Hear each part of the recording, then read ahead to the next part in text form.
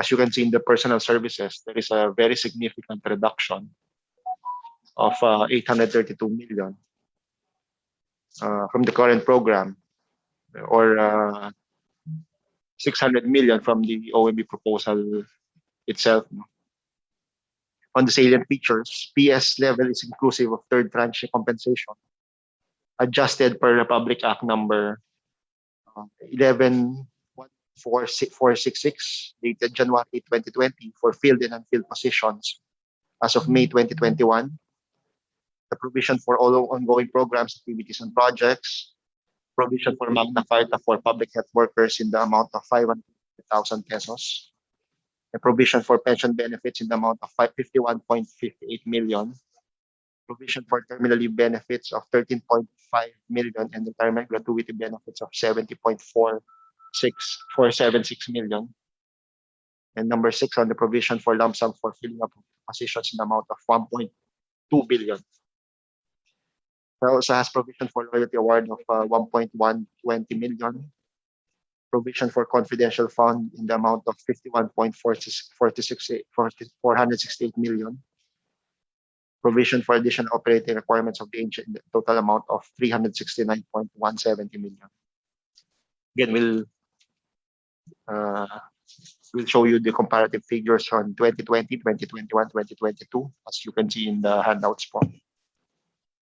If we could go to page 8, we would like to ask the committee for reconsideration of the DBM non-recommended special provisions. First off, we would like to reiterate the special provision on the organizational structure. The Honorable Ombudsman would like to reiterate that for 2022, the special provision on organizational structure be reinstated and highlighted because of current ongoing organizational restructure of the office. Number 2, on the use of savings.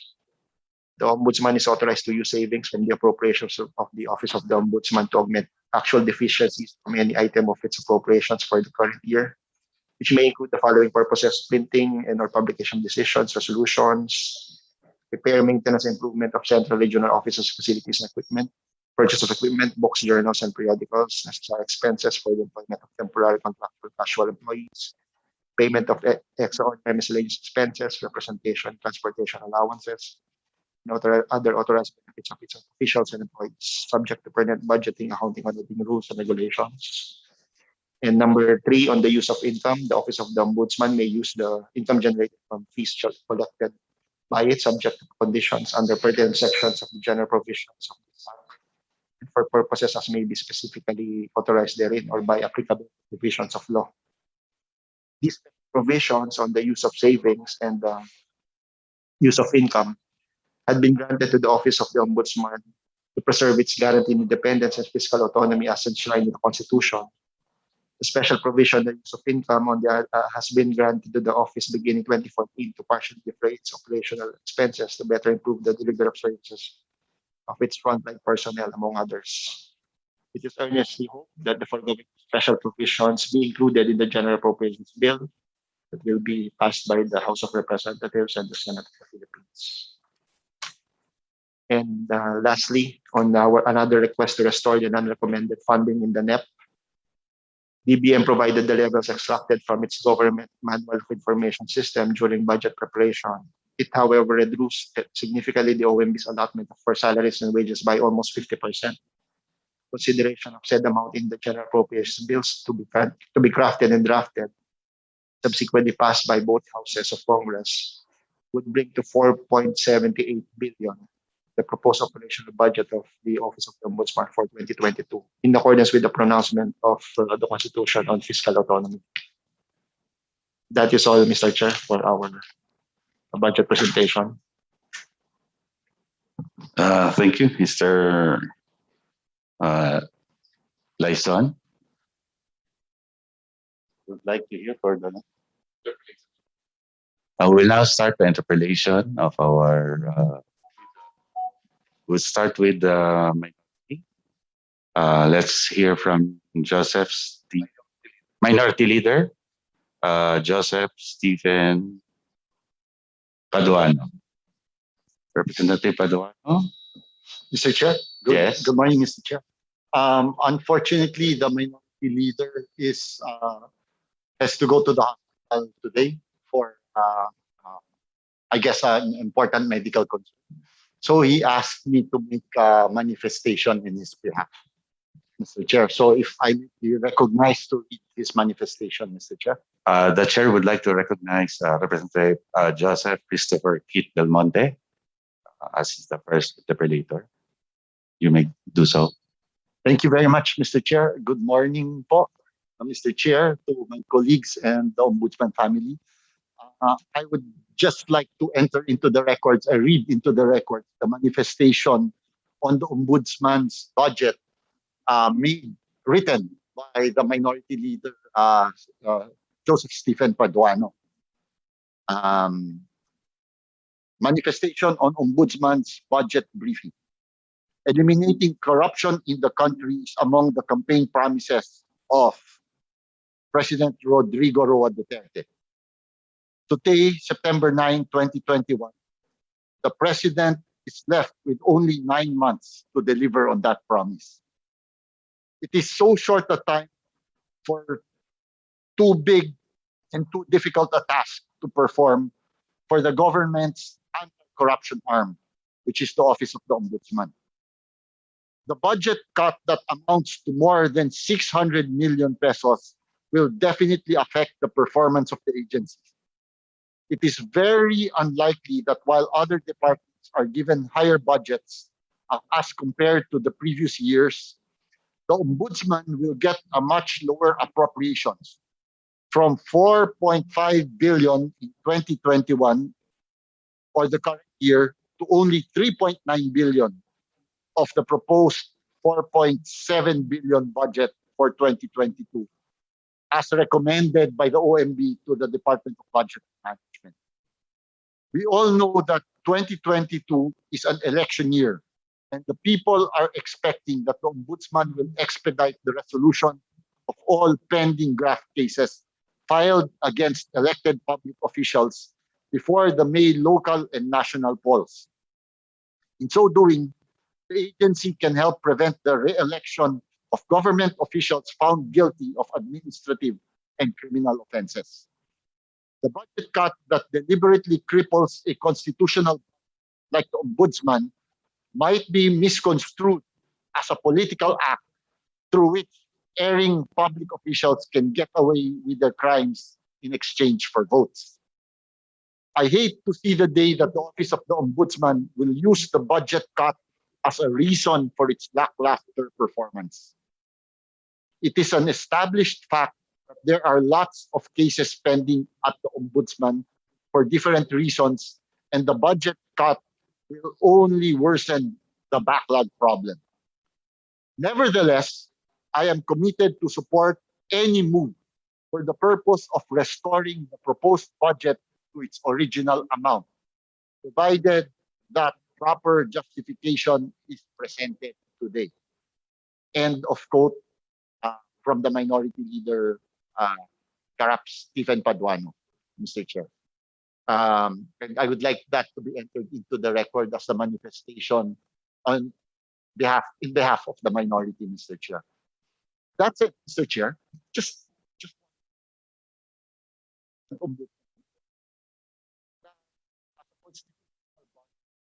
bawal po yung use ng budget this year. Is that correct, Mr. Chair, Your Honor? Yes, Mr. Chair.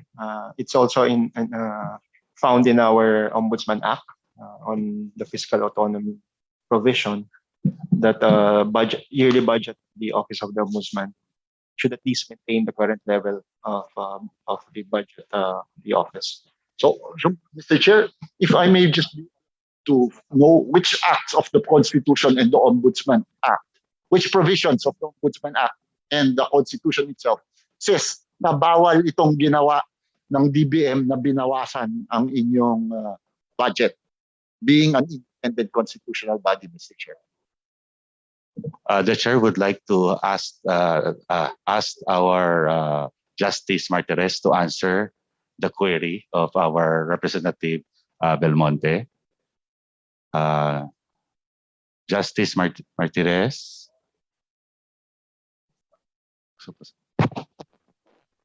If he's not available, Good morning, Mr. Chair. there you go. Chair. Good morning, Your Honors.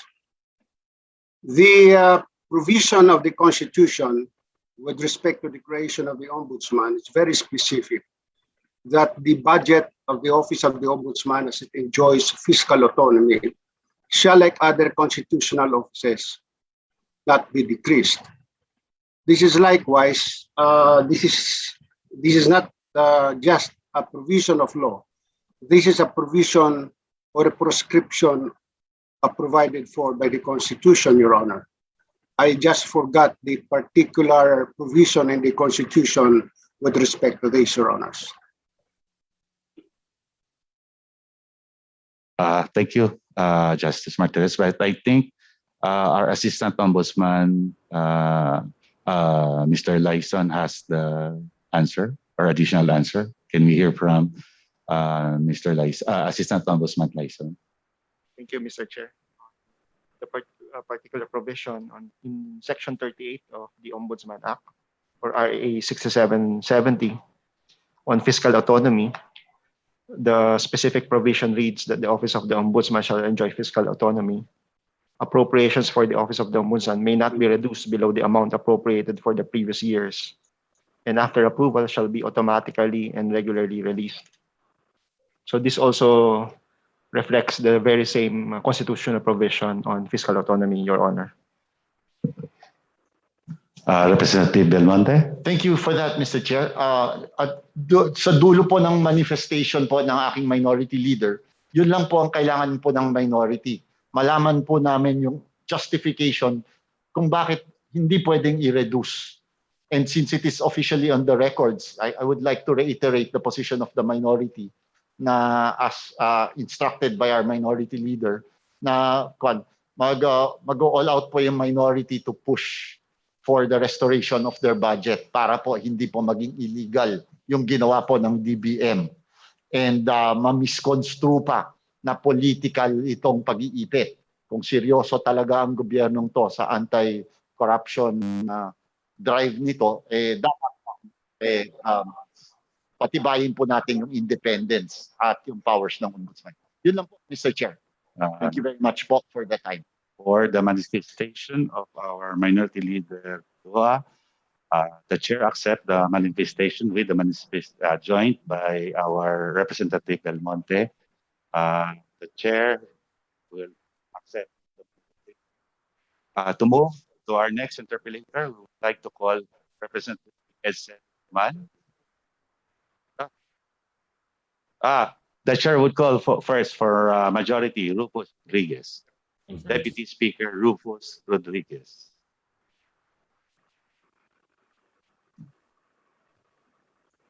Thank you very much, my chair, my fellow Mindanaonon, John Haloshos. Good morning. And I would like to also greet our Ombudsman Sammy Martirez, and I see my good friend Justice Adalberto Sandoval, and to the family of the Ombudsman.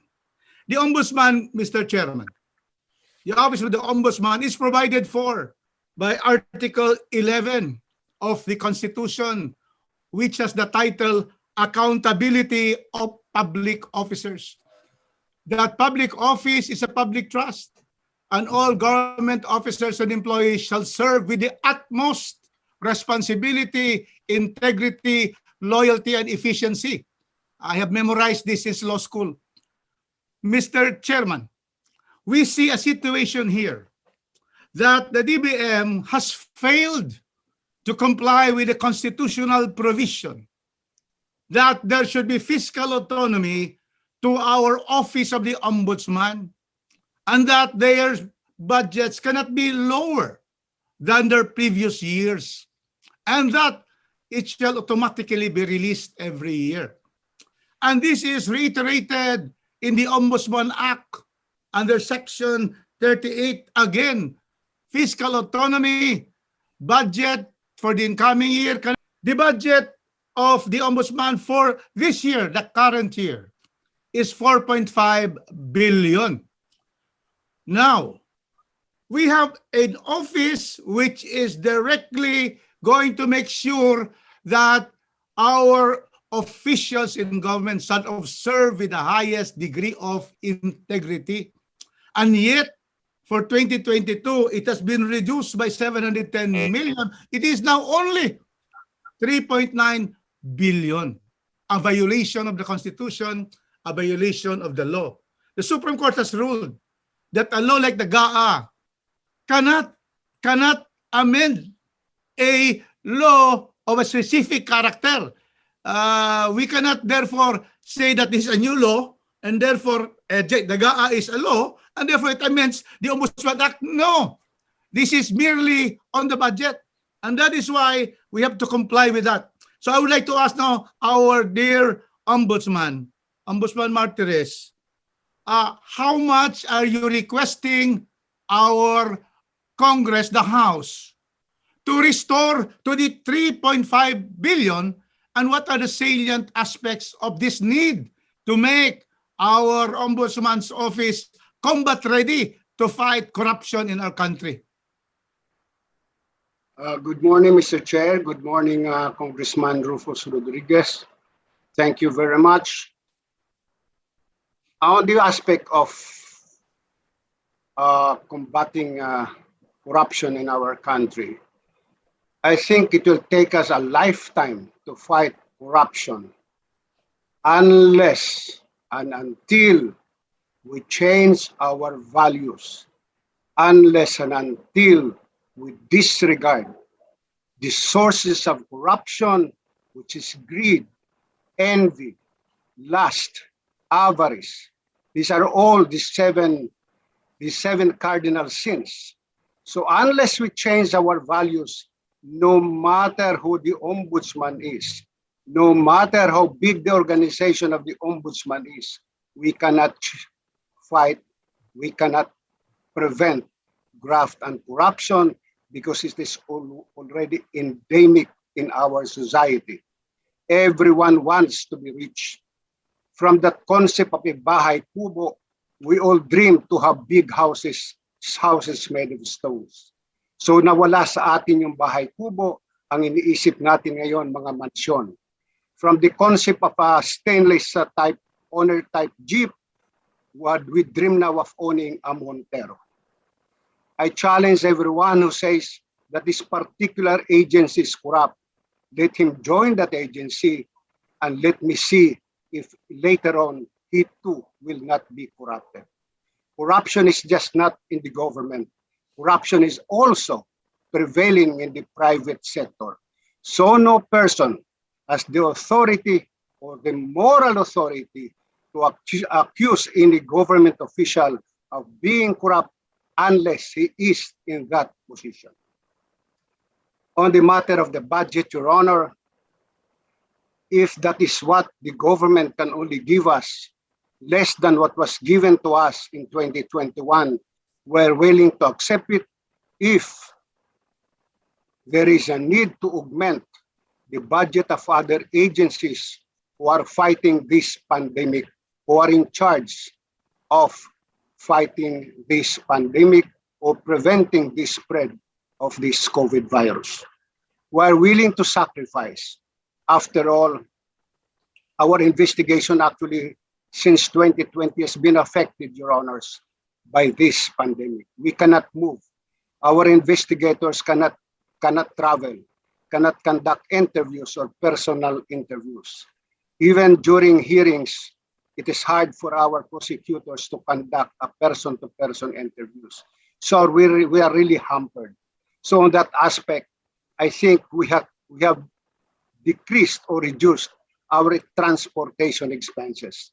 So we can sacrifice, Your Honor. What is 600 million that the Office of the Ombudsman can sacrifice and give it to the agency who needs that money to fight this pandemic, to augment the income of the daily wage earners who are sometimes affected by current lockdowns or by current protocols being imposed by the IATF. That is all, Your Honors. Thank you, Justice. Mr. Can we hear Chairman. from my good friend Rufus Rodriguez, fellow Mindanao? Thank you, Mr. Chairman. We load the statements of the Honorable Ombudsman that they are willing to sacrifice and to just accept the 3.9 billion. But I believe that at the same time, the law has to be complied with. And therefore, we are compelled that under the Ombudsman Act of Section 38, which cannot be amended by a budgetary measure, we have to comply with the law. And therefore, I, as a member of Congress, insist that the Ombudsman will ask for an augmentation so that we will just follow the law and be able to give our Ombudsman the opportunity really to have the wherewithals to be able to proceed. Who knows that next year there will be more transportation, because if we have herd immunity, then our investigation officers will be able not to go. And so we would like to ask now our Ombudsman to give us his salient points of what are needed, because 831 million was slashed from by your proposal to the DBM. So may we ask whether the entire 831, which is not big, it's not even a billion, should be restored to the budget as requested by the DBM, was requested by the Ombudsman to the DBM. That will be the budget for 2022. May we now ask our honorable office, our honorable Ombudsman, Martires. Actually, the budget cut pertains to personal services, actually, more on personal services. Right now, the Office of the Ombudsman is in the process of reorganization. I don't want to say this during this hearing, but there is a need to abolish some offices, to merge some offices, to comply also with the annual report of the Commission on Audit in 2019, finding the Office of the Ombudsman as a top-heavy agency. This is a top job on the part of the Ombudsman. Right now, we are trying to rationalize the organizational structure, but we are also trying to augment the number of investigators and lawyers who will be assigned to the Fact-Finding Investigation Bureau and the Preliminary Investigation Bureau, because these are the two bureaus where the cases actually are pending. A bulk of our cases now are with the Fact-Finding Investigation Bureau and the Preliminary Investigation Bureau. We don't have any problems so far with respect to the Office of the Special Prosecutor. I think we have enough prosecutors. Our problem actually is on the investigation aspect, that will be able to expedite any case filed before the Office of the Ombudsman and be able to resolve a fact-finding investigation within a period of 6 months. And we can only do this if we increase the number of personnel in our fact-finding investigation bureau, Your Honor. Thank you, Mr. Thank you, Chairman. Mr. Ombudsman. Before I go to my last question, Rodriguez. before I go, I'm going to end. I will just to state that I believe that we should be able to comply with the law, and that we still need more funds for the Ombudsman. And that is why I would manifest that I would strongly move in the plenary that the amount of 710 million, which was the reduction of the 2021 budget in the 2022, be restored, 710, so that we will at least have the 4.5 billion, almost the same as this year, so that we will comply with the law. And I'm sure our Ombudsman Martires will be able to find the useful use where he can use this particularly properly in the needs for investigators and others. So that's my manifestation. My last question, Mr. Chairman. So after the restoration of the 710 million to make the Ombudsman budget 4.5 like this year, I am going to ask now Secretary Ombudsman Martires about are you asking also that there should be a special provision, two special provisions in the GAA of 2022 that will include the proposed language of the Ombudsman on the use of savings, and the second one in the use of income. Very important for the Ombudsman to proceed in its operations to be able to fight graft and corruption in our country. Justice Martinez, please, sir. Mr. Chair, Honorable Deputy Speaker Rodriguez, I thank you very much for your concern. The Office of the Ombudsman. Actually, it is not just two, the use of savings and the use of income. There is another one which was also omitted by the Department of Budget and Management, and it is the authority of the Ombudsman to reorganize. I will be honest with you that this time, if I do not beg Congress to increase our budget, this time I beg you on bended knees to restore these three provisions in the special provisions of the GAA of the Office of the Ombudsman. These are very important to us, Your Honor. The use of savings, the use of income, and the authority to reorganize. Thank you very much, Deputy Speaker Rodriguez. Thank you very much, Mr. Chairman. Thank you and welcome, Ombudsman. Yes, I am now just going to state that I will therefore support the inclusion in the GAA for 2022. These three very important provisions to strengthen the Ombudsman, Office of the Ombudsman. Number one, use of income.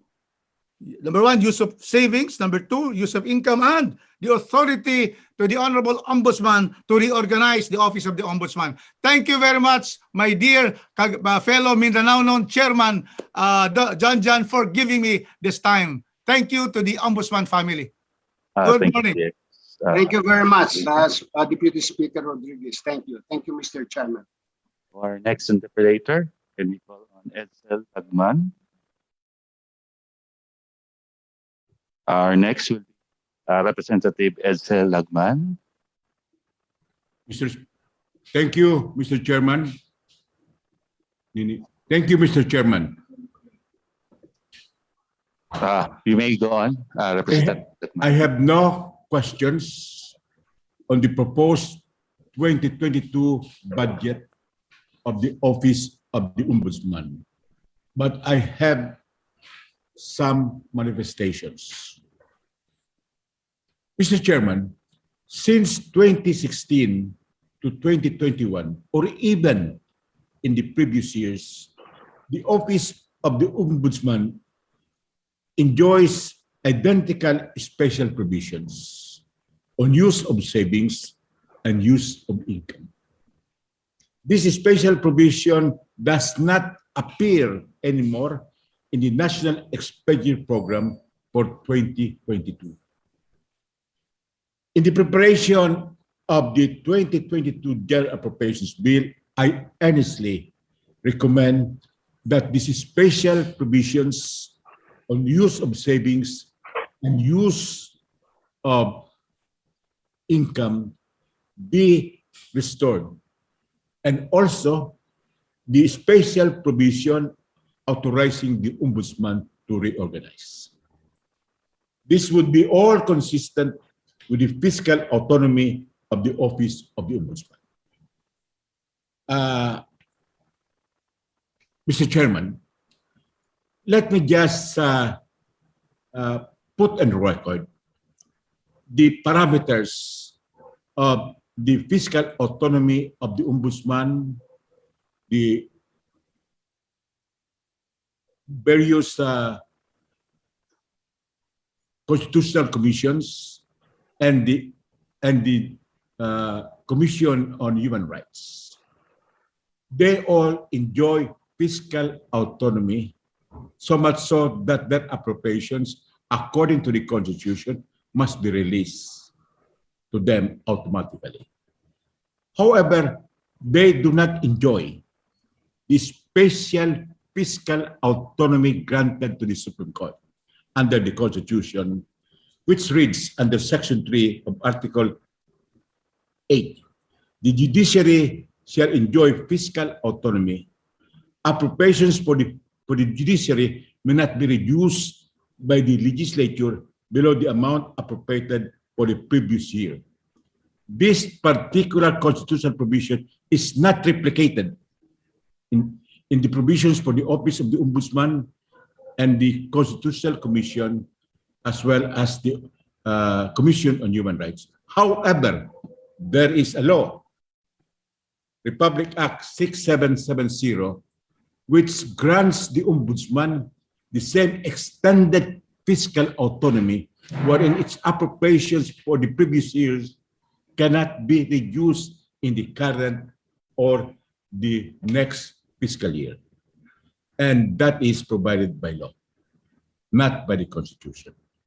Now, I would like to make this manifestation that the Office of the Ombudsman suffered a vicious cut in its admission to the DBM in the amount of 655.8 million. It could be higher. And I hope some of these reductions can be restored, because this would really reduce the appropriation of the Office of the Ombudsman for 2022 compared to the previous year. But no less than the Ombudsman said that they can suffer the cut in order that the amounts reduced can be rechanneled to our pandemic response. And we would like to thank the Congressman, the Ombudsman, for making such a manifestation of willingness to sacrifice. But I think if we cannot restore the entire amount cut, then we should be able to restore some of the more important items which had been affected by the cut.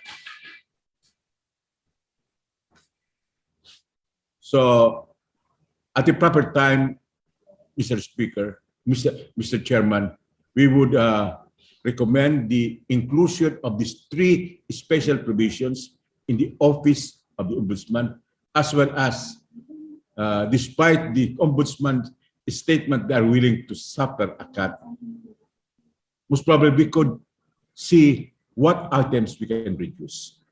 But I think the Ombudsman and the Committee on Appropriations would know the history of this cut. The history is, in 2021, during the Bicameral Conference Committee, the budget of the Ombudsman was increased by about 1.2 billion. I think Ombudsman Martires would recall that. So in other words, the DBM was just trying to make some adjustments because the Ombudsman already got a huge augmentation in 2021. But nonetheless, any reduction would really be a violation of the law. And I agree that the General Appropriations Act cannot amend a special law.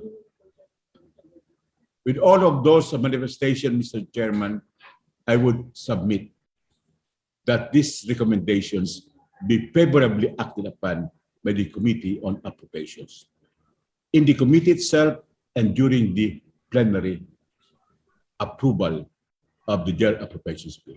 Thank you, Mr. Chairman. Thank you, Mr. Ombudsman. Thank you, Representative Lagman. We thought of Thank the you very much observation. also. Thank you very much, Congressman Edsel Lagman. Thank you very much, Mr. Chairman. Thank you very much. Thank you, Justice. Our next interpellator is Representative VG Lacson, Representative VG Lacson.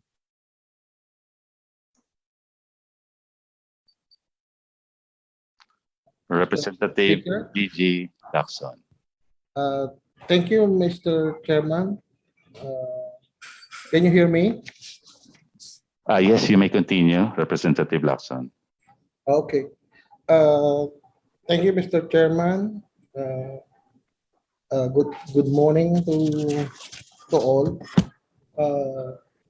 I would just like to ask the department or the ombudsman, because I have some reports that there there was numerous requests for the ombudsman's clearance. So can we know what's happening? Because there are reports that it will take you 3 to 5 months before you can get a clearance from the ombudsman. And considering that we have this new Republic Act, which is the ease of doing business, can we have a reaction from the ombudsman? What we can do to solve this? I think if you are looking or you want to have a clearance from the ombudsman, if it takes that time, 3 to 5 months, I think it will defeat your purpose, whatever there's opportunity or what purpose you would use for this clearance. Mr. Chair. Ombudsman Martinez, please answer the query. Mr. Chair, Representative Lacson, I will not deny that there is a delay in the release of clearances. When we went into a lockdown in March of 2020, and when we reported back to office, I think about April, May, there were about 5,000 applications for clearances. After 3 days, that 5,000 mushroomed into 8,500 or 9,000 applications. Our personnel, our staff assigned to the clearance section could not cope up. So we added, actually, we got some staff from other units. We purchased additional computers. But we are really surprised na kung kailan nagkaroon ng pandemic, ang dami naghihingi ng clearance sa Office of the Ombudsman. So kung nakadispose kami, for be able to dispose 300 clearances in one day or process 300 applications in one day, may dumarating na 320 applications. So lagi kaming abunado. Okay. 2 days ago, I discussed this matter of cutting or removing some of the activities in the issuance of a clearance. Actually, mayroon na kaming inalis doon that if you have a pending case and that case has not yet been undergoing fact-finding, actually mabibigyan ho kayo ng clearance. Pero mayroon kaming ginawa ngayon na at the time na your application is processed, ang tinitingnan ho namin ay ang system namin 2 weeks ago. So, yung 2 weeks period na yon, kung nagkaroon ka ng kaso that does not fall within that 2-week period, mabibigyan ka ng clearance. Ang punto so namin is, karamihan humihingi ng clearance are for promotion and for retirement. So this is what we did also with the Armed Forces of the Philippines. We entered into a memorandum of agreement with the Armed Forces of the Philippines that all applications for clearance from any of the services of the Armed Forces must pass through the J1. Ang J1 na ho ang magpo-forward sa amin, ipo-process namin, pabalik namin sa J1. Last month, meron kami mga 3,000 applications na through ordinary mail ay binalik namin, mga clearances. Subalit when these were delivered by the postmasters, yung individual concerned refused to receive the mail matter. Kasi na makita nila from the Office of the Ombudsman, siguro natakot sila na yon ay complaint laban sa kanila. So about 3,000 of these applications were returned undelivered. So what we did is to revise the system again, send it through our courier service, not through the post office, put a mark that this is an ombudsman clearance so that the concerned individual will receive it. We are now also into the process of entering into a memorandum of agreement with the Commission on Appointments so that any applicant or any person or officer due for promotion, we can just send an email to the Commission on Appointment that this particular official has no pending case before the Office of the Ombudsman without issuing any hard copy to the applicant for clearance. With respect to the presidential management staff, we also have entered into a memorandum of agreement where the one who pays us the clearance fee is the presidential management staff. And these are clearances of those officials that are supposed to be appointed by the president. I will not deny that, Your Honor. We still are. And we hope that we'll be able to dispose of all these 5,000. We have now about 5,000 clearances. Tapos na po yun. Tapos na po yun, 5,000 na yun. It's just a matter of delivering them again. We'll be able to deliver it within a month or before the end of the month. Thank you very much, Congressman Lacson. Representative Laksa, your Uh, follow-up thank- question. Thank you for the answer, Mr. Ombudsman Martinez. And I'm glad to hear that we're doing something about it. And for my second question, I know that, there's the provision of Section 38 of the Constitution that you cannot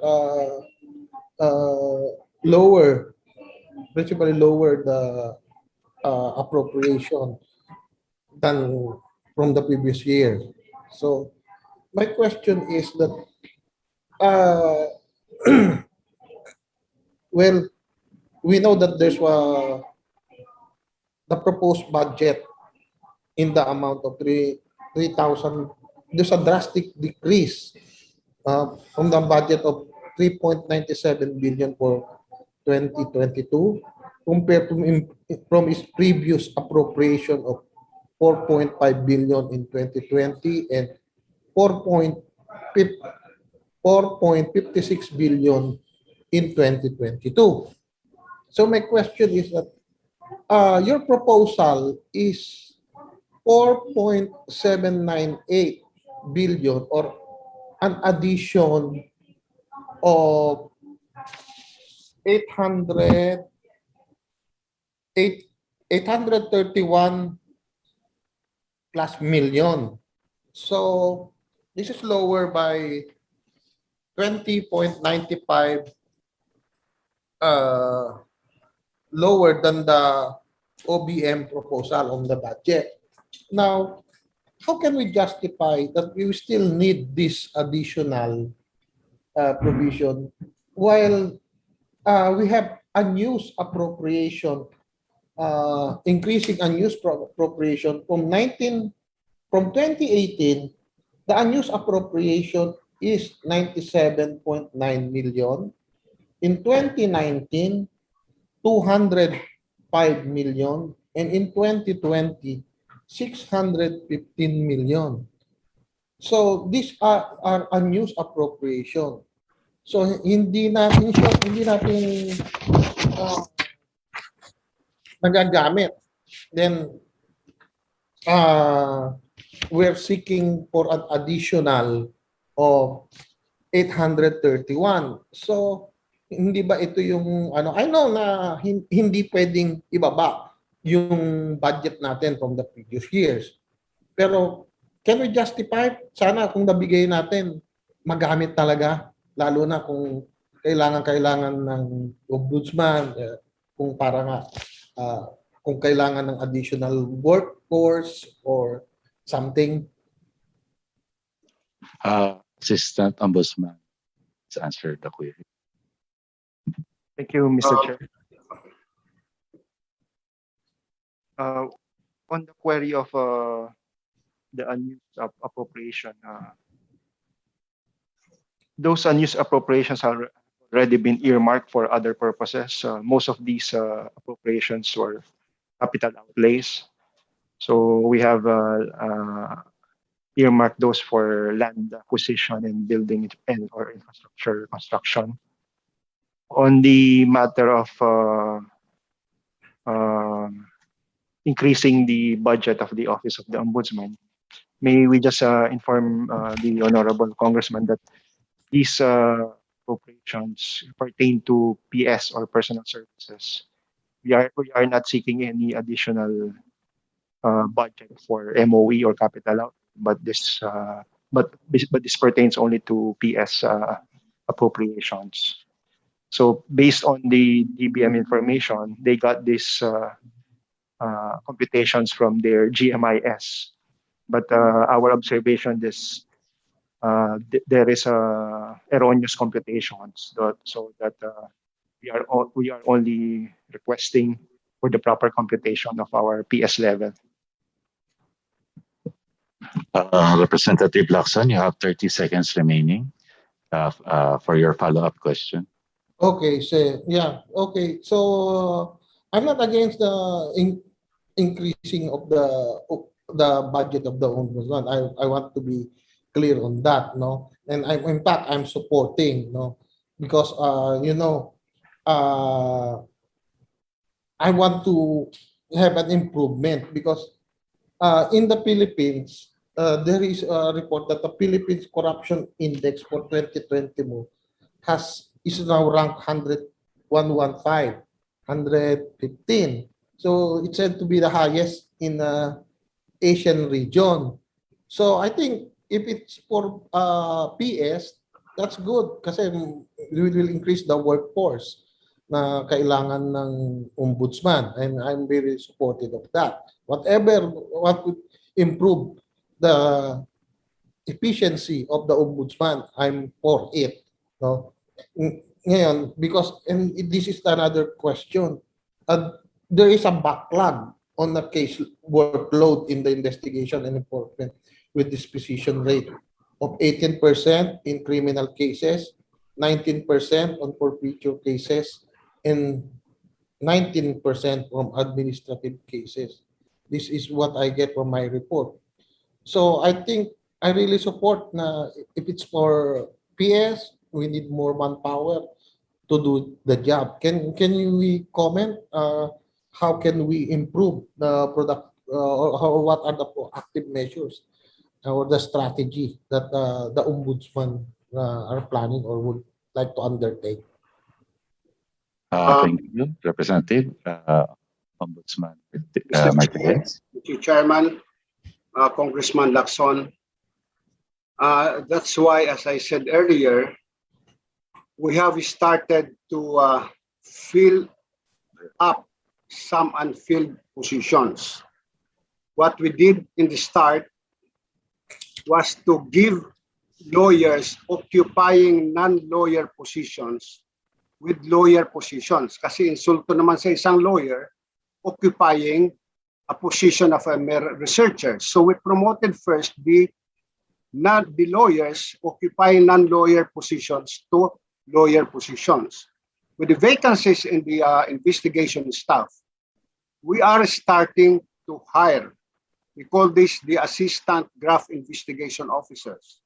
We're starting to hire, as I said earlier, we're trying to increase the manpower of the fact-finding investigation bureau and the prosecution preliminary investigation bureau. Ito po kasi dalang bureaus nito nagiging bottleneck. That's why we could not hit our targets. Honestly, as I said earlier also about clearances, kung kailan po nagka-pandemic, ang daming nag-a-apply ng clearance. Ngayon din po, kung kailan may pandemic, ang dami pong nagfa-file ng kaso, especially now that election time is nearing. So we are expecting actually, by this month and by October, to be flooded with complaints against political opponents. We're expecting that, Your Honors. But again, we cannot just close our eyes. We have to investigate. Hindi pwede kami mag-toss coin kung i-dismiss po o i-file. We have to investigate.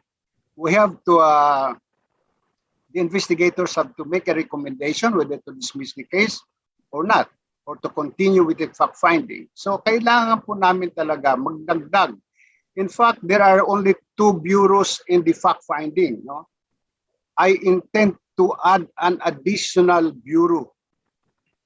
According to them, I have to add 2 additional bureaus in the fact-finding to make it 4 fact-finding investigation bureaus and an additional 1 in the preliminary investigation bureau.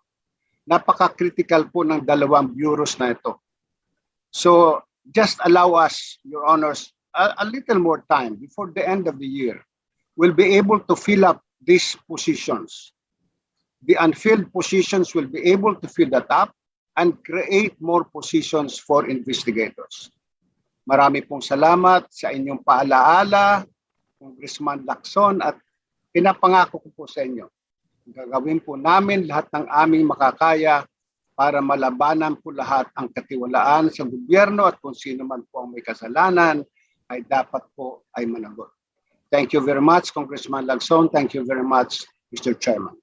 Mr. Chairman, thank you, Ombudsman Martinez. And one lang question na lang, Mr. Martinez, and manifestation. And I can congratulate and laud the Let me remind you that your time efforts. is And isang question lang, meron ba kayong power na to investigate? Representative Lacson. Representative Lacson, your time is already. Mr. Chair, isang question lang kay Chairman, madali lang to. Sige, I will allow the last question, Okay. Representative Mr. Chair, Lacson. sa mga social media kasi may mga nagba-viral. Like yung case doon sa pinapakita si Rapi Tulfo, nag-viral, nag-aaway dun sa yung BIR na pinakita, nag-aaway tungkol dun sa. Does the Ombudsman have the power to investigate motu proprio? Or kailangan may complainant? Actually, Congressman Lacson, Your Honor, we have that power to investigate motu proprio. The problem with that video which went viral and which actually we tried to investigate, we tried to use some experts in information technology, ay hindi namin ma-identify. Kahit po yung mga opisyal mismo ng BIR, while they can identify some of the voices, they are not really sure. Dahil alam naman natin sa mga panahon ngayon, these days, marami pong kayang gayahin ang ating mga boses. No? Noong araw, nagagaya yung boses ni Presidente Marcos, ni Presidente Aquino. Marami po. So, we don't really know kasi ang dilim eh. Okay.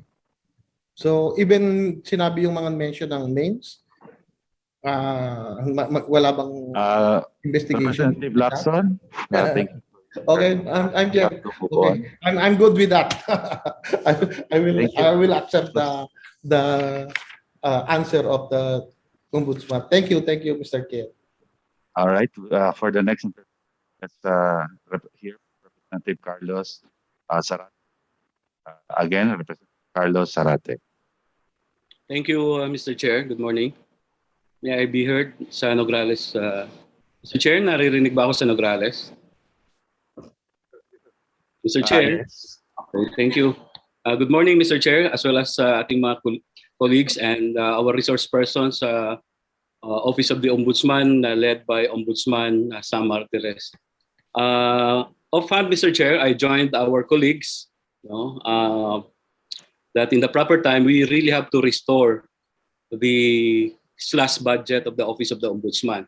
If not to the level that it requested the DBM, but at least to the level of the 2021 budget, because it was slashed by at least 17.91%, 711 million compared to this year's budget of 4,678,000,000. So kailangan maibalik yung 711 million kung hindi man sila mabigyan ng kaukulang dagdag, no? And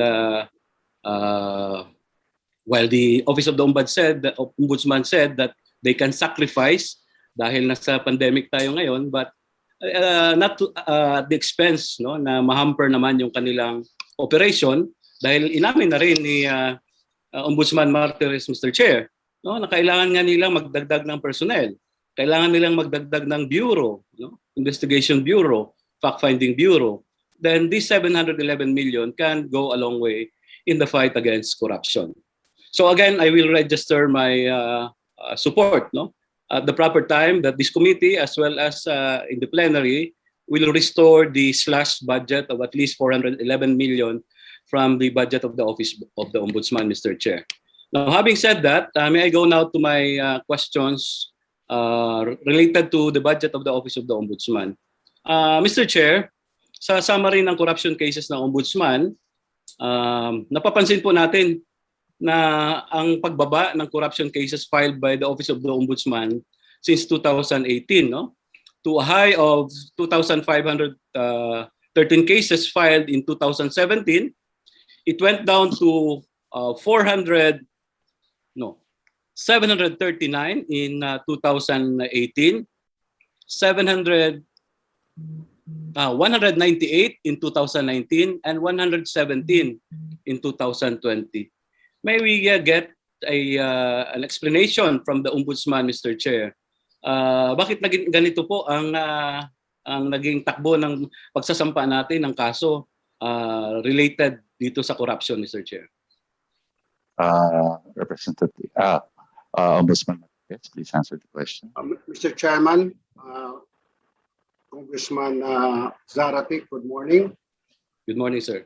Ang nangyari, the figures you've been citing are figures, I think, of cases that has been filed before the Sandigan Bayan. With the new jurisdiction of the Sandigan Bayan, maraming cases ang napunta sa lower courts. So maraming cases po ang na-file sa lower courts at hindi po sa Sandigan Bayan. There are also cases where we have to forgo with the criminal aspect of the case and just continue with the administrative aspect of the case. Ang isa pang factor which I also explained last year, kung bakit kumunti ang aming kaso, is because from one single act, hindi na ho nanganak yung kaso. Unlike before, what from one single act, 4 cases will be filed against an official or employee. Right now, we only file one under the Anti-Graft and Corrupt Practices Act, Republic Act 3019, and one under the revised penal code if there are provisions there that have been violated. If none, we only file one. The practice prior to my assumption to office was to file as many cases as you can find in the Republic Act 3019. So kung mayroong 4 na pumapatak, 4 ang kaso mo under 3019. So biro nyo ho, mula 4 naging isa, ay laking bawas po talaga noon. I learned from the College of Law that from one single act, you can only file one case. That's why my example is always, isang tao, pumatay, pinatay mo isang tao. Bago mo pinatay, dinuraan mo, sinampal mo, sinipa mo, binugbog mo. So ano, papailan mo ng murder, physical injuries, slander? I-absorb na ho ito lahat. So ganun po ang nangyayari dito ngayon. Nagmumultiply ang cases. We were talking of quantities before. I don't want to talk about how many cases we filed. I just want to talk about the quality of cases that we have filed in court.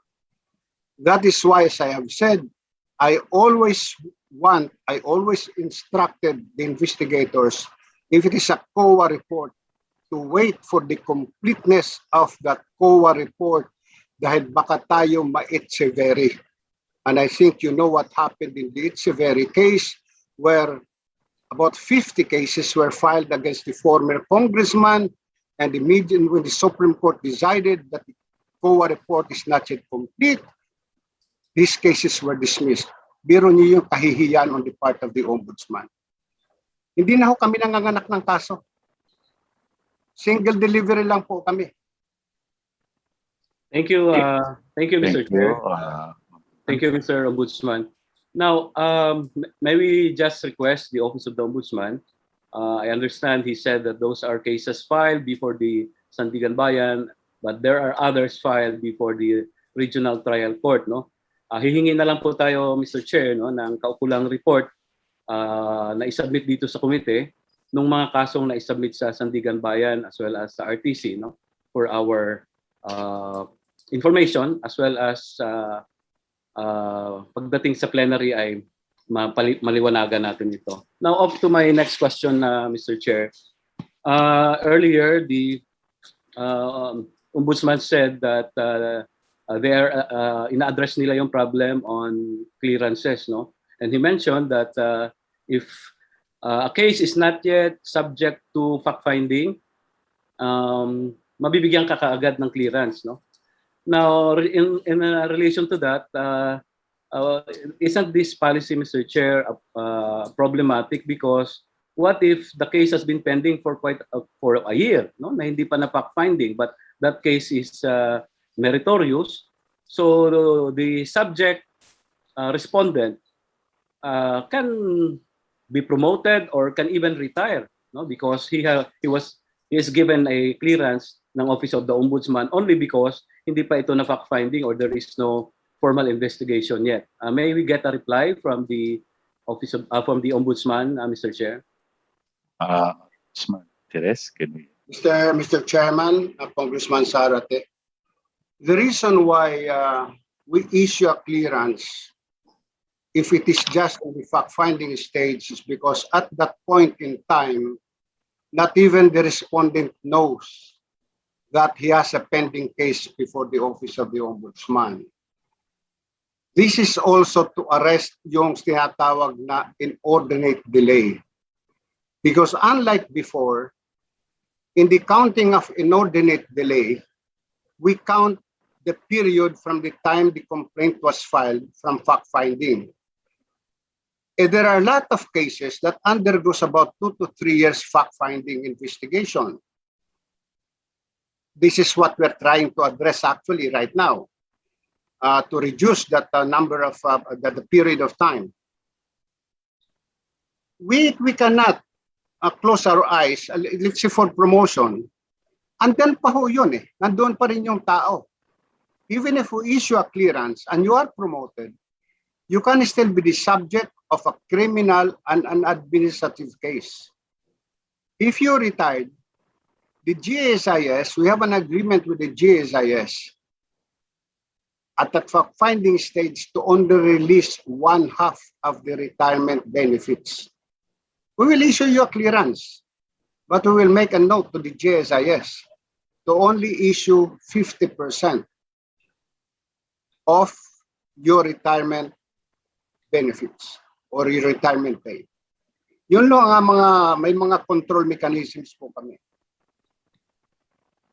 Thank you, Mr. Chair. I raised that, Mr. Chair, Mr. Ombudsman, because, for example, last year, there were cases, administrative and criminal cases filed against the officials, no, for red tagging several personalities, including this representation, and it has been pending for quite some time, no? And if these erring officials, no, na nagresulta rito sa one reckless vilification campaign and red tagging using their positions, then they can just go scot-free, no? Because they were given a clearance and by the Office of the Ombudsman, no? Nakapag-retire na rin sila. So kaya po tinatanong yun na Mr. Chair, Mr. Ombudsman, no? Dahil it will defeat the purpose why this policy, no? Even if the Ombudsman will say na anyway 50% lang naman ang maibigay sa kanila, I submit that is still problematic, Mr. Chair. May we get a reply from the Ombudsman, Mr. Chair? Retirement from the government service, Mr. Chairman, Congressman Zarate.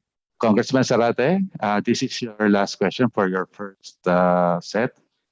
Yes, Mr. Chair, but I understand that the Representative Ilago gave to me her 5 minutes. Yes, you're right, but your 5 minutes is up, and then we will move to the majority, and we will go back to you for your. Okay. Can we just This will get be the last question? We will go back after the. Thank you, Chair. May we just get the reply of the good Ombudsman to my last question, Mr. Chair? Then. Ombudsman Martires, you may continue. Mr. Chairman, Congressman Zarate, I assure the good Congressman that once the fact-finding investigation is terminated, and which I hope it will be completed within the month, I assure you that if the offense was committed while he was still in office, he is still subject to administrative proceedings.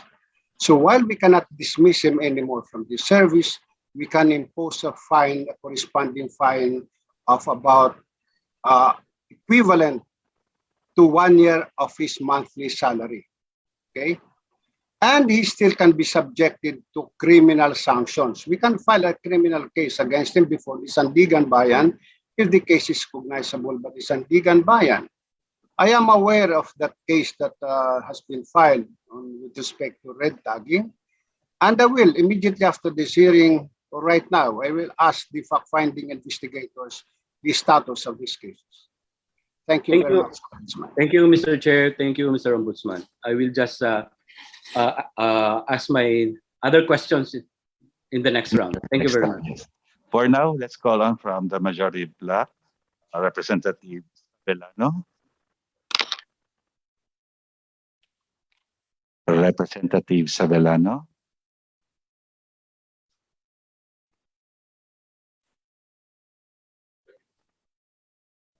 Deputy Speaker Sabellano.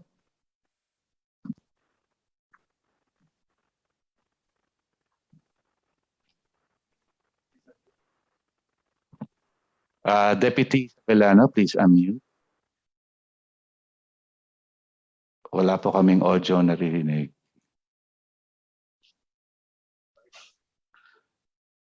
Okay, we'll move on. We will go back to Deputy Speaker Sabellano. Let's call in his place Representative Alan Jesse Mangawang. Representative Mangawang. Representative Mangawang. Please unmute. Yes, Mr. Chair, yeah. There you go. We can hear you loud and clear. Yeah, okay, thank you so much, Mr. Chair. Mangawang. Thank you so much, and good morning to my colleagues. Good morning, Ombudsman Sam Martires.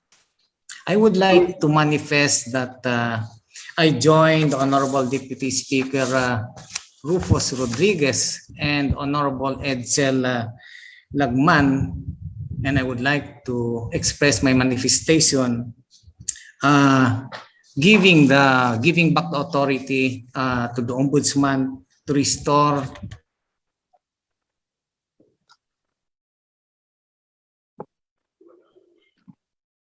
nawala Representative Mangawang. Yeah, can you hear me? There. Please continue.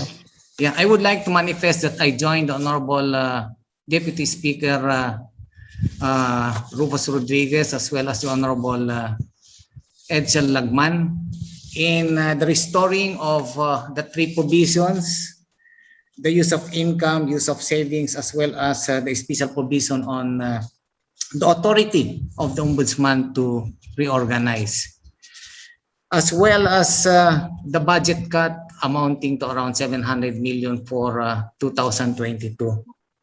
With that, Mr. Chair, I would like to manifest my support. But I have some queries to our Honorable Ombudsman. If our Ombudsman could readily accept my queries, Mr. Chair. My query, as I have been hearing a while ago, that filed cases against erring allegedly corrupt and perceived officials in government, whether elected or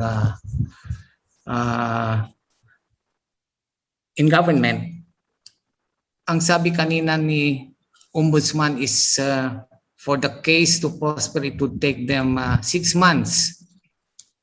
Whether they could find prima facie evidence or they could file cases against them. I would like to ask the Ombudsman that in our particular province, there were cases that were filed sometime in 2019, 2020, and until now, it's almost election. Next year is almost election. It would be election time. Some of those cases have not prospered. We would like to find out the reasons why, whether they should be dismissed or are there evidences that would really say that those allegedly corrupt officials are guilty or not. Mr. Chair, yun po ang query ko kay Ombudsman Honorable Sam Martires.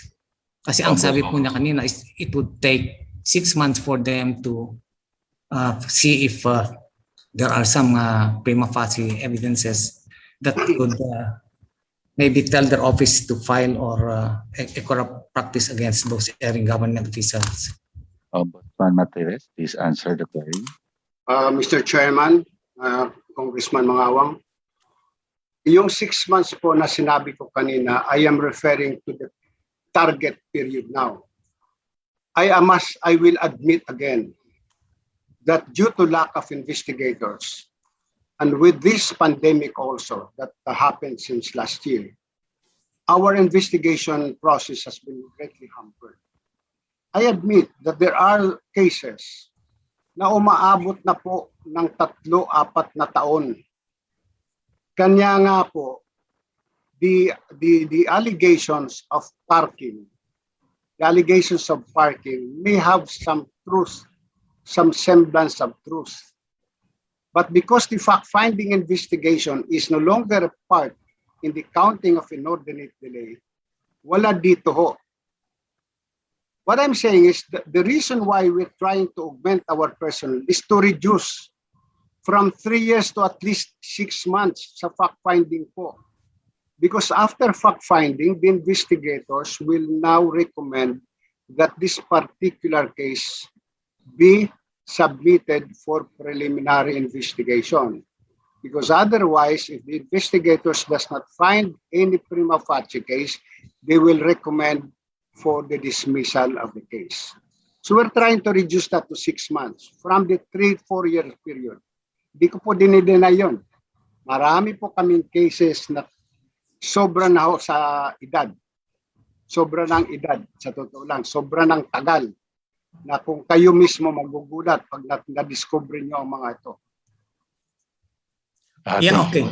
Yeah, Mr. Chair, follow-up question po. The reason why I asked this question is, kaya nga sinabi ko kanina na I would like to manifest na ma-restore yung budget cut. While nasabi nga kanina ni Honorable Edsel Lagman that in the 2020 bicameral conference for the budget deliberation for 2021, you were given an additional 1.2 billion. Now there is a cut of around 700 million. And this is directly affecting your personal services. Baka kako, lalong humahaba, Honorable Ombudsman, po yung ating proseso na mahiri yung cases kung wala tayong additional personnel na iikot sa mga lugar to really investigate whether there are some prima facie evidences. Yun po ang fear ko. Baka lalong, instead na we'd like to shorten the 3 to 4 years to 6 months, baka aabot pa ng more than 4 years, Honorable Ombudsman po. Yun ang fear natin. Precisely why minanifest po natin na ma-restore po yung budget cut natin, which was originally aired by the Honorable Rufus Rodriguez and seconded by the Honorable Enzel Lagman, Mr. Chair. Yun lang po ang fear natin. Paano po yun? Representative Mangaway, you have 30 seconds remaining. Your time. Yeah, Mr. Chair. Ang tanong ko lang po is, ang fear po natin is gusto ko natin na pababain yung 3 to 4 years to 6 months. Ngayon magkakaroon tayo ng budget cut for the proposed 2022 budget. And those are directly affecting our personal services. Baka lalong hahaba yung ating investigation kung makakat yung 700 million for personal services for 2022, Mr. Chair. Paano po yun, Honorable Ombudsman Sam Martires? Ombudsman Martires. Mr. Chairman, Congressman Mangawang, Your Honor,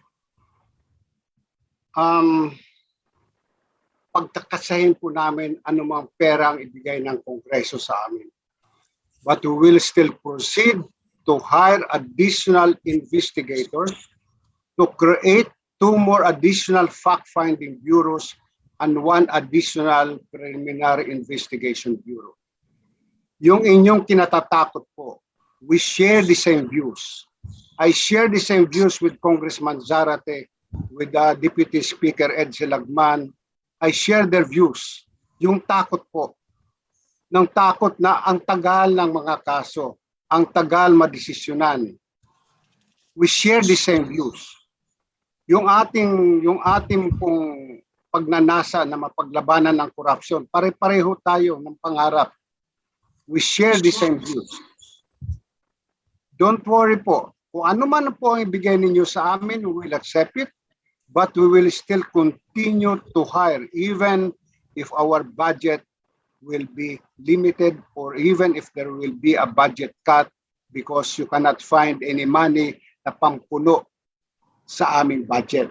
Kung wala po kayong makita, maintindihan po namin lahat yon. Pero nagpapasalamat po ako sa inyong lahat sa inyong concern sa opisina ng Ombudsman. Talagang kailangan namin, hindi ko sinasabing hindi. Kailangan po namin yon. Kanya lang kung wala naman kayo mapagkukunan, kung pipilitin po ninyo na makuha sa ibang ahensya, mabawasan yung kailangan, ay wag na lang ho. Itutuloy lang ho namin ang programa namin. Siguro kaunting higpit ng sinturon, ika nga. Diba? Sabi nga po ng iba sa ating mga Tagalog, ay kung maiksi ang kumot, eh bumaluktot ka. So gano'n na lang po siguro gagawin namin. But we will continue with our quest, with our fight against corruption. We will continue to hire additional investigators. Before the end of the year, we will be able to create the 2 bureaus for fact-finding and another bureau for the preliminary investigation. Thank you, Congressman Mangawang, Your Honor. Thank you, Mr. Chairman. Yes, Mr. Chair, maraming salamat po. I would just like to reassure our Honorable Ombudsman Sam Martires that this humble representation is in support, total support of the Ombudsman Office. Maraming salamat po and good morning sa ating lahat. Maraming salamat. Let's move on. Let's go back to Representative Carlos Sarate for Sara Elagos 5 minutes. I think it was transferred to Sarate. Representative Sarate, you may now continue. Thank you. Thank you, Mr. Chair. Thank you, Mr. Chair. Magandang umaga muli, Mr. Chair and Mr. Ombudsman. Meron pa po akong dagdag na mga katanungan. Again, sa naging sagot ni Ombudsman Martires, talagang napakahalaga na ma-restore yung na-slash na budget nila dahil nga kailangan nila ng mga investigators, no? Dahil doon sa mga kaso na tumatanda na, no? Nag-age na yung mga cases na kailangan na ring ma-resolve, no? Mr. Chair, nung nakaraang taon, and ako rin ata nagtanong nito, di ba mga kasamahan natin, nabanggit ni Ombudsman Martires na ihihinto o hindi na muna nila priority yung lifestyle check, no? Ng mga kawani at opisyal ng pamahalaan, yung conduct of finding investigation. But again, Mr. Chair, noong 2021, nag-allocate pa rin tayo ng budget dyan. No? In fact, that's 606.7 million if I'm not mistaken. Now, in the 2022 NEP, the proposed budget for this item, in fact, increased to 652 million, no, more or less. So, my question, Mr. Chair, arising from the budget, if there has been a stop in doing lifestyle checks, may we get an explanation from the Office of the Ombudsman, why is there an increase in the proposed budget of that particular item, Mr. Chair? Ombudsman Martires, please answer the query. Mr. Chairman, Congressman Zarate, Your Honor, we are not conducting a lifestyle check based on a complaint. We are conducting a lifestyle check to support a case that we are investigating. So kung mayroon ng pending case ang isang government official and we are not satisfied, we go into a lifestyle check. That is the time when we look into the salin of that government official discreetly. We look into the salin, we coordinate with the Anti-Money Laundering Council to be able to see if really there is a connection between the income of this particular respondent and the accusation that is being lodged. Kasi we should know, we should remember that there are a lot of false accusations or allegations against the government official. So yung sasabihin po na this particular official received a particular amount with respect to a contract, we have to look into that. Did they really receive a particular amount during that alleged period of time? Kasi kung wala naman, ay sabihin, prove it na may tinanggap talaga. So we still conduct lifestyle investigation. But the only one who requests for the ZALN are the investigators of the Fact-Finding Bureau. We do this at the fact-finding investigation stage. Kaya yung mga salin po, hindi namin talaga nire-release yung kahit kanino. We look into the salin, we conduct a lifestyle check, but not based on a complaint for lifestyle check. So it's not entirely correct to say na ang Office of the Ombudsman ay hindi na nagkakandak ng lifestyle check, Mr. Chair. Is that what the Ombudsman is saying, Mr. Chair? Yes, Your Honor. Yes, Your Honor. Yes, because nagkakandak pa rin po kami, Your Honor. okay. Yes, thank you for that reply, Mr. Chair, Mr. Ombudsman. So because in fact, humihingi nasa NEP na mas malaki yung budget nga ngayon ng lifestyle item on conducting investigation and lifestyle check, no? So yun lang yung gusto ko malinawan kasi there was this statement last year that lifestyle check is no longer a priority of the Office of the Ombudsman. Now, also last year, the Ombudsman said that he will propose amendments to RA 6713, no, in relation to this lifestyle check, etc. No? Has there been a formal proposal to this effect, Mr. Chair? Ombudsman Martires, please answer the question. Mr. Chairman, Your Honor, Congressman Zarate, we already have a proposed draft for the amendment of 6713. The only problem is, di ko po ayokong sisihin na naman itong pandemic, the lockdowns, but really, it has greatly affected our work. And it affected me. Personally, it really affected me because I also have to protect our employees in the Office of the Ombudsman. So my number one concern actually is not the amendment of 6713, but on how to protect the employees of the Office of the Ombudsman to prevent any one of them from getting the virus. In fact, it has greatly affected me when 5 of my immediate staff were infected with the virus. So I set aside that proposed amendment. It is in my computer right now. I have the draft of the proposed bill, but I always forgot, I must admit. I forget and I forgot to at least give you a copy dahil sa inyo po ako nangako, Congressman Zarate, Yes. to submit to you. And even I think to Congressman Gaite, to give you a copy of that proposed bill amending 6713 for comments and to the Appropriations Committee and to the Speaker of the House. I will do that. Give me about 1 week or 2 weeks. I'll give you. I'll Thank give you you. a copy of that proposed bill. Yes, thank you, Mr. Chair. Thank you, Mr. Ombudsman. Final na lang siguro, may we know from the Ombudsman what particular aspect or provisions of or proposal that wants to amend, no? Or contentious provisions of RA 6713 that he wants to amend, Mr. Chair. Ombudsman, yes, please answer. Mr. Chairman, Your Honor, Congressman Zarate, one of the contentious provision actually is on the SALN. I want to reconcile 6713 with 3019 on the SALN. Provide safety nets so that a SALN can be published, but no person should be allowed to comment on the SALN of a particular government official or employee.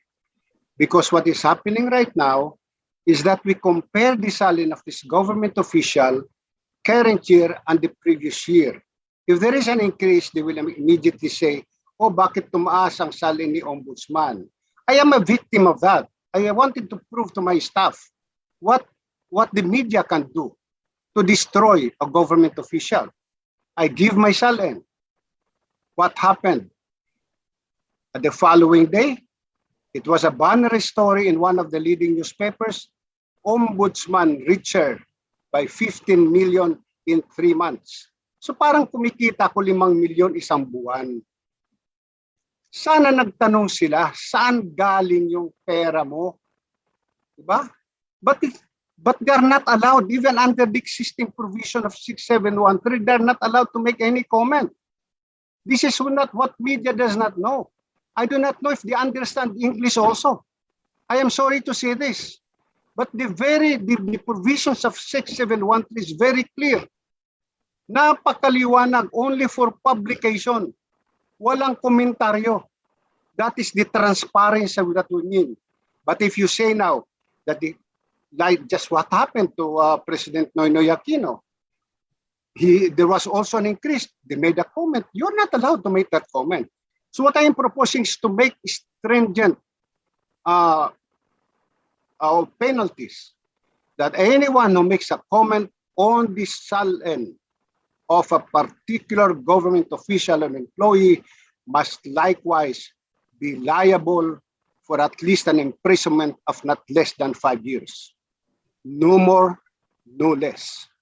And to authorize the repositories of the SALN to release the SALN. Because right now, napakalabo po. Wala naman sinasabi kami ang mag-release. Tapos kami po ang sinisisi na hindi kami nag-release ng SALN, ng presidente, ng vice-presidente. Pinagtataka ko naman po, bakit napaka-interesado natin sa mga SALN ng presidente at ng vice-presidente? Ba't hindi tayo interesado sa salin ng ibang mga opisyal ng gobyerno?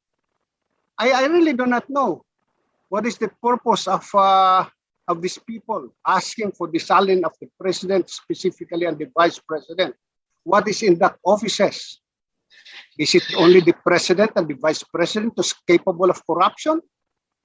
Is not corruption starting from the grassroots, from the ranks of the clerks? Doon po nagsisimula. From the typist, alam natin yun.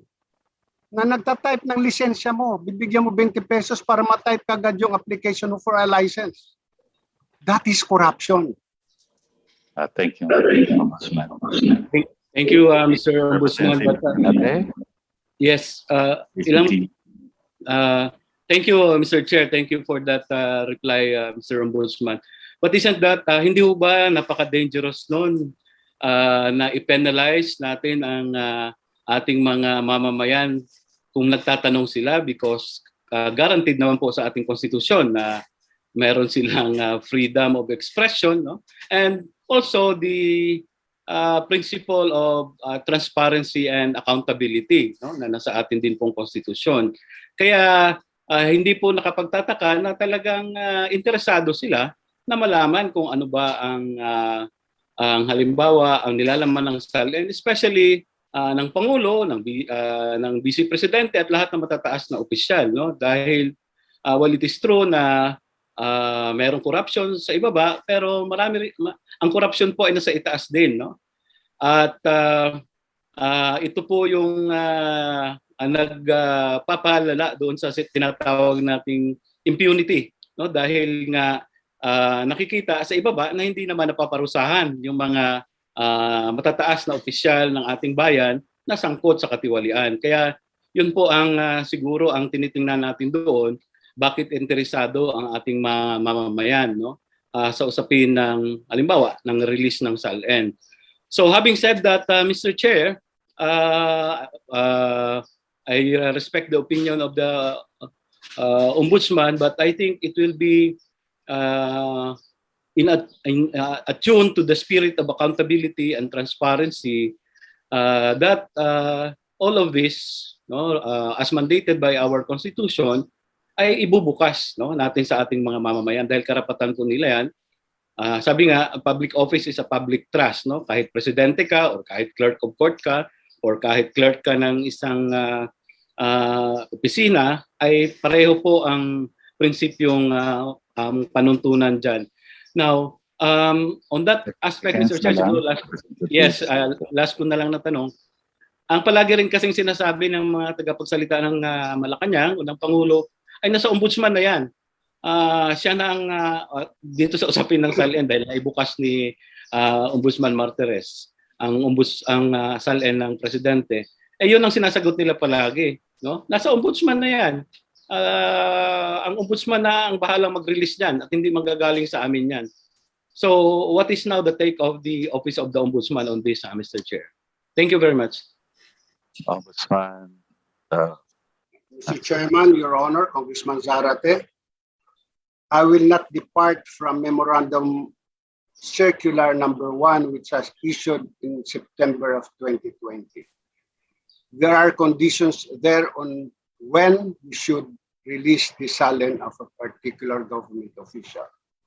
In the absence of compliance with any of those provisions, we are not going to release the SALN. No matter how much criticism will I receive, even if I will be bashed, even if I will be removed from office, I will not butt into that.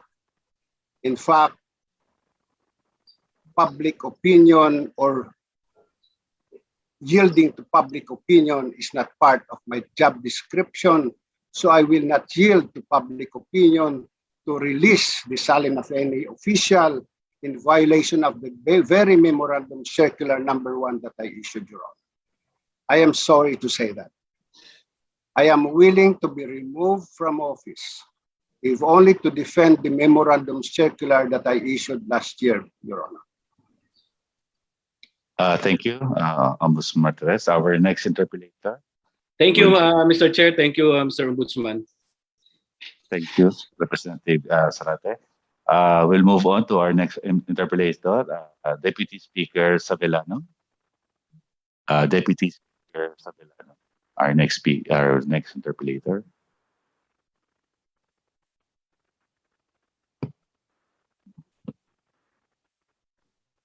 Thank you very much, Mr. Chair. Good morning to our Ombudsman.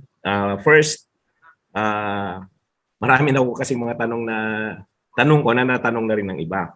Pero I'd like to just go back to last 2020, yung mga natanong ko na po noon.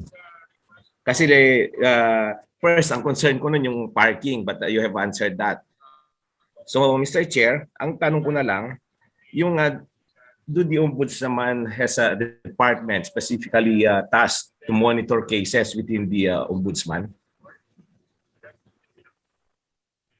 Ombudsman Martirez, please answer the query. Kasi yun po yung na-bring out ko noon, na there should be a matrix para makita natin yung galaw ng mga cases, kung gumagalaw ba o hindi, para makita natin, because you admitted na may mga parking din dyan. So, para makita ho natin kung ano nangyari sa mga cases nyo. Meron ba kayong gano'n, yung monitoring of cases? Mr. Chairman, Your Honor, Congressman Sevillano, I don't think we have a matrix of individual cases. That is why I always ask the investigators, although we have only a list of cases, aging, which we call aging cases, of how many cases were filed that are undergoing fact-finding from 2017 up to the present. So per year po yun. But individual cases, we don't have a matrix, Your Honor.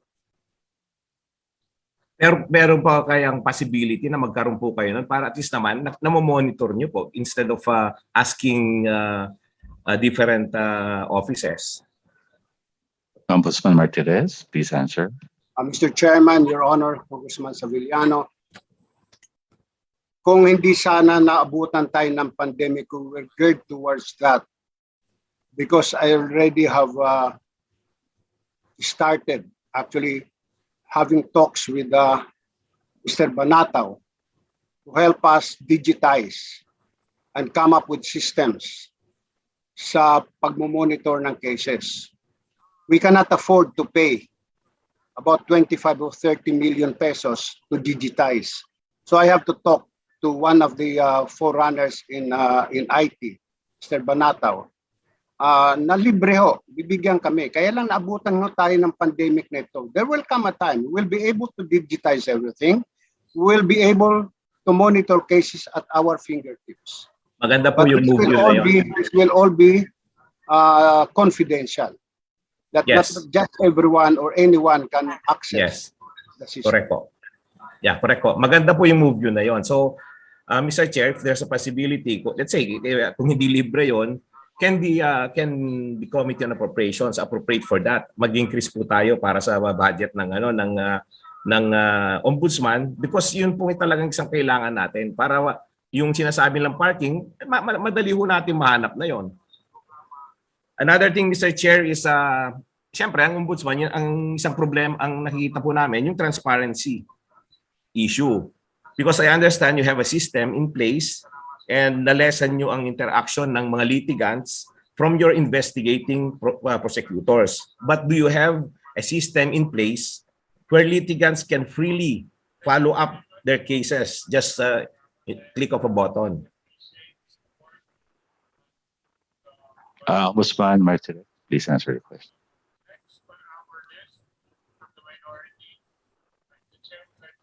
I'm sorry, really, Congressman Sevillano, Your Honor. I am sorry, I did not really get your question. Ang question po, kasi may mga issues of transparency sa Ombudsman. And I understand that you have a system in place in which na-lessen nyo na po yung interaction ng mga litigants from your investigating prosecutors. But do you have a system in place where litigants can freely follow up their cases just a click of a button? Ombudsman. Mr. Chairman, Your Honor, we don't have a system with respect to following up of cases because we prohibit following up of cases. That is why anyone who asks for the status of a case that he has filed, ang sagot lang palagi na binibigay ng aming records is it is undergoing investigation. We cannot tell the complainant where the case is pending, who the investigators are. That all these things remain confidential until such time that the investigation is a preliminary investigation is already conducted. That Yun is nga po, the para yung sa transparency, yung still babalik po dahil sa matrix kung paano ho na sana para makita naman namin kung paano gumagalaw yung mga kaso because still nandiyan pa rin yung issue ng ng parking eh. May mga possibility po bang gano'n? Wala na pong, Your Honor, wala na pong issue ng parking sa fact-finding. Because fact-finding is no longer per Supreme Court decision part of the computation of the period of inordinate delay. So the computation of inordinate delay starts from preliminary investigation to the filing with the courts or the Sandigan Bayan. So hindi ho namin madadivulge yung confidentiality ng fact-finding because even the investigators, itinatago namin ang kanilang identity para po ay hindi malaman kahit ng respondent, hindi niya malaman na siya iniimbestiga. During fact-finding, it's actually just between the investigator and the complainant. It's Pero not may mga between- cases nga po na minsan pinagmamalaki nila yung mga yung mga investigators nyo. So, para sa ang point ko lang po dito, is there a system na para makita po natin na yung galaw po sa ombudsman about cases, kung paano yung nangyari. Because let's say, you click of a button, nakikita nyo ito yung case, nasa field office na. You don't need to put kung sino yung yung mga investigators. Kung ano lang po yung proseso para makita. Ay, alam po namin yon, Your Honor. We know that a particular case that is filed at the tip of our fingers, once we press the button, we know that it is undergoing fact-finding. We could even trace na saan yung kaso, who are the handling investigators. But all these things, as I said, are in confidentiality. That the only one who has access to that is actually the Office of the Ombudsman itself. No other unit can have access to this system. It's only the Office of the Ombudsman who can monitor where these cases are. Kasi ang frustrating kasi dyan, there's so many cases filed, hindi talaga gumagalaw. And pag may connection po dyan, talagang nakatenga na, yun na nga, parking na talaga. So yun lang ang concern namin because I think ang ombudsman, you're the most powerful office agency of government.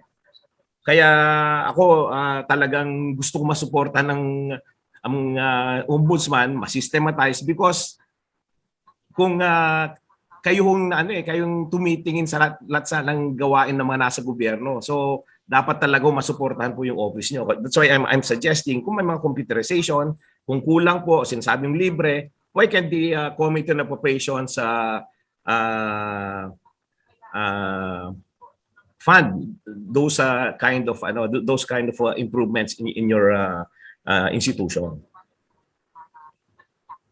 Mr. Chairman, Your Honor, Congressman Savillano, I thank you very much for your concern.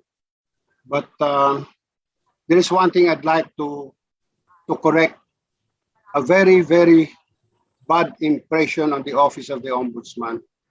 The Office of the Ombudsman or the Ombudsman himself is not a powerful person. The Office of the Ombudsman was created by the Constitution as the protector of the people. And the people refers not just to the complainant, but also to the respondent. So both the complainant's concerns and that of the respondent, we have to protect. Ang nangyayari po kasi, parang naging monster ang ombudsman sa pananaw ng karamihang tao Kaya pati po may kaunting problema sa kalsada sa barangay captain dadalhin sa ombudsman para sulatan ng ombudsman ng highways o yung city mayor panakot. So marami pong ganun. Sa pagsingil ng utang, ginagamit ang ombudsman. So I'd like to correct that impression po na ang ombudsman is one of the most powerful. No, we are not powerful, Your Honors. Congress, the office of the President are the ones who are powerful. Pero it's constitutional office. I think ano pa rin po 'yan. One of the most powerful Kasi kayo yung tumitingin kung paano yung good governance eh. Kayo yung magbibigay ng magandang pamamaraan ng pamamalakad ng gobyerno. So, Mr. Chair, I've heard I have my issues po pero nasagot na po ng mga ibang kasama ko. So, yun lang po sana yung how can we improve the system to have a better monitoring of all the cases. Kayo naman ho ang bahala doon eh. Pero yun lang pakiusap ko. We have so many cases in my district na hindi talaga gumagalaw. Yun lang po. Salamat sa sagutan. Sunod, our next interpellator from the minority, Representative Janet Garin. Representative Janet Garin.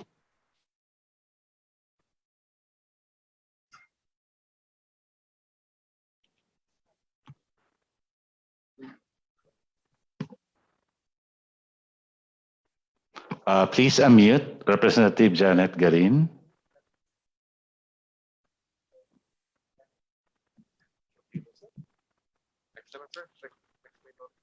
Next minority, Representative Hans Castro. Thank you, Mr. Chair. Can you hear me, Mr. Chair? Yes, Representative Castro, please continue. Yes, dahil nasagot naman na po ni Ombudsman yung tungkol doon sa SALN. So, ang tanong ko na lang po, nagbigay po ba ng authority to anyone si President Duterte para mailabas po yung SALN niya from the Ombudsman? Nakapagbigay na po ba? Kasi alam niyo po, Mr. Chair, ako po yung nagtanong nung last year about din sa SALN din ni Presidente. So the last time na nag-out ng SALN si Presidente Duterte ay noong 2017. Nung pagpasok na po ni Ombudsman Martires ay hindi na po. So meron po bang update kung nag-authorize na po si Presidente na ilabas yung kanyang SALN? Ombudsman Martires, please. Mr. Chairman, Your Honor, Ombudsman Castro, wala pa akong report sa akin that there is an authority from the Office of the President. But I'd like to assure you that the Office of the President, the President himself, has updated the complete SALN on file with the Office of the Ombudsman until 2020. Okay. Yes, thank you po, Ombudsman Martires. Bilang isa po sa mga pangunahing author po ng Freedom of Information Bill, kasama po ang Makabayan Block sa tingin namin napakalaking iron yun, no? Should we say parang kabalintunaan po, Mr. Chair, ng Pangulong Duterte ay hindi naglalabas ng kanyang SALN sa publiko. Kung titignan, may sinabi po yung sa flag si Attorney Dino De Leon, yung sa flag na with the missing pandemic funds and formally corruption issue, it is important for us to access the SALN of our public officials, including the President. Kasi ito po yung fundamental part ng public accountability and check and balance against corruption. So ito lang po, in the midst of yung investigation po, Mr. Chair, dito sa DOH, di po ba meron din pong dapat na ano po ba yung comment dito ng ating ombudsman? Ombudsman Martires, please answer the question. Mr. Chairman, Your Honor, tungkol saan pong comment ang gusto niyo sa investigation ng DOH? Yun po, kasi parehas po kayo ng DOJ na merong moto proprio power doon sa nangyayaring investigation doon sa DOH, seemingly parang corruption or parang pag-aano ng fund, ano. So, wala po bang gagawing motu proprio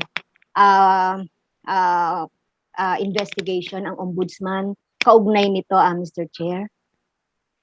Ombudsman. Yes. Chairman, Your Honor, Congressman Castro, as early as June of 2020, I have created an investigation team.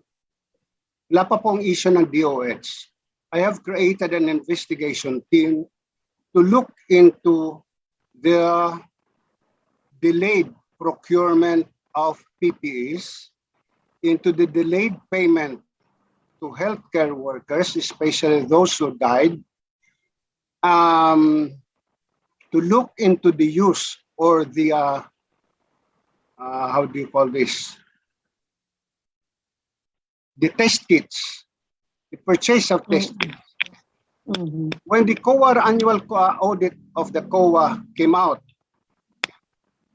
I issued in August of 2020, August 12 this year, 2021, expanding the investigation of the investigation team to include the allegations relative to overpricing of PPEs and other COVID-related supplies and equipment, the allegations relative to the non-use of some medical supplies and equipment, the allegations also with respect to the expired medicines and vaccines, not just on COVID, and to look into the internal system of the Department of Health that may have contributed or that may be contributing or may be the cause of inaction, negligence, or incompetence on the part of some DOH officials, and to identify the officials concerned. So that once this investigation is completed, we will be able to report to Congress the need to probably pass a law on the system and procedure that must guide every department or agency of the government to avoid these deficiencies that are always reflected in the COA report. Pero Yes. ginawa. Yes, so ongoing po yung investigation. Thank you po for that information, Ombudsman Martires. Our Martires. pleasure, ma'am. Our Kasi pleasure, po, Your Honor. Opo. Kasi meron kasi kayong statement, di ba? So the Office of Ombudsman will await the completion of the auditing process as the agency is given the opportunity to ensure full implementation of all audit recommendations to improve the financial and operational efficiency of the DOH. So meron po kayong gano'n, kaya po naitanong ko po, ano. So time frame po, Ombudsman, kailan po kaya matatapos ito? Mr. Chairman, Your Honor, Congresswoman Castro, there are matters in that annual audit report that we can proceed to investigate. Actually, we are continuing with our investigation, but on some financial aspects of the annual audit report, we have to await the complete COA report para hindi ho mag-clash. Kasi mamaya file namin ng ganito, and then the respondents or the DOH will raise as a defense yung COA report, di ba? Na tinatawag na kami ng COA. Like if we say there is overpricing and COA says there is no overpricing, kakaroon po kami ng conflict, di ba? So we will await for that for us to be able to compare notes. But as of this moment, I assure Your Honor, we already know where we are going. We already know what to do. In the event there is a need for us to file the necessary administrative or criminal case against any DOH official that we will find to be liable without awaiting for the COA report. Meron na po kami mga partial na findings now without waiting for the COA report. I assure you that. Okay. Thank you, Mr. Chair. Last question na lang po, Mr. Chair. Kasi po si Presidente nag-create ng Presidential Anti-Corruption Commission na pinamumunuan nga po ni Belhica, yung PACC. And then nag-create na naman po siya lately, September 9, ng National Anti-Corruption Coordinating Council. So, are you aware of this? At ano po ba ito? Parang hindi po ba redundant po ito with your work? O ano po yung pagkakaiba nito, Mr. Chair? Thank you for the last Mr. question. Chairman, Your Honor, Congresswoman Answer the Castro, query. I don't find any conflict between the Office of the Ombudsman, the PACC, and the Anti-Corruption Task Force headed by the Secretary of Justice. I have high respect for the Secretary of Justice. We have been coordinating closely with respect to the fight against corruption. The Secretary of Justice, just like any individual or any citizen, ay masyadong passion niya sa fight against corruption. In fact, he has submitted to us about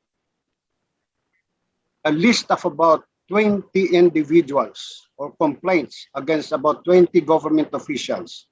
20 or 30, I don't remember the numbers. So ganun po kasigasig ang ating Secretary of Justice, including the PACC. But I think both the PACC and the task force headed by Secretary Guevara, silang dalawa nagko-coordinate din para hindi kakaroon ng duplication ng because the findings of the Secretary of Justice will be still subject to the review by the Office of the Ombudsman for purposes of filing before the courts. So talagang very close ang coordination namin. And I do not doubt the integrity, not a single moment will I doubt the integrity of Secretary Guevara and his passion to fight against corruption.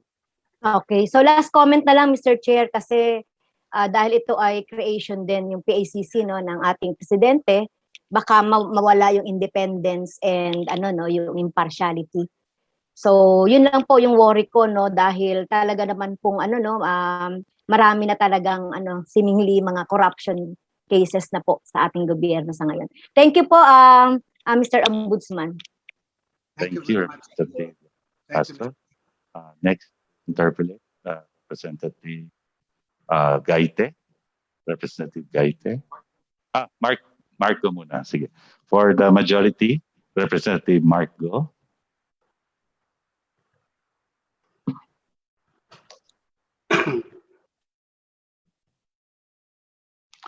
Representative Marco.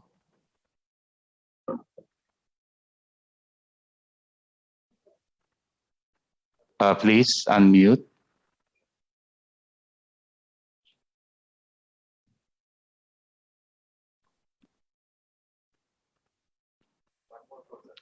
One more call, Representative Marco.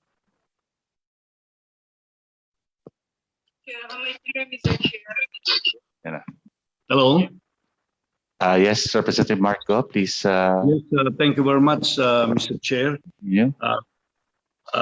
Unang-una po, magandang umaga po sa lahat, yung mga kasama natin sa Kongreso and yung pong nasa Ombudsman, isa pong maliwanag na umaga dito po sa aming lungsod, dito sa Baguio.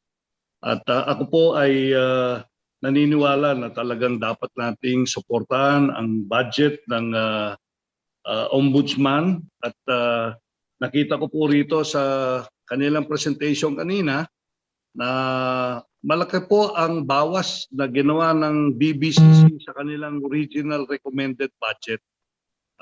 Gusto ko pong malaman kay Honorable Ombudsman Martires kung ano po ang magiging epekto nito sa mandato po ng Ombudsman, ito pong bawas na ginawa ng ating gobyerno dito po sa inyong budget as indicated in the NEP. Mr. Chair, Honorable Ombudsman. Ombudsman Martires, please. Mr. Chairman, Your Honor, Representative Marco, Wala naman po magiging epekto sa mandato namin. As I said earlier, if Congress cannot give us additional amount as we have asked, we will still continue to hire additional investigators and lawyers so that we can create additional 2 more bureaus for the fact-finding investigation bureau and the preliminary investigation bureau.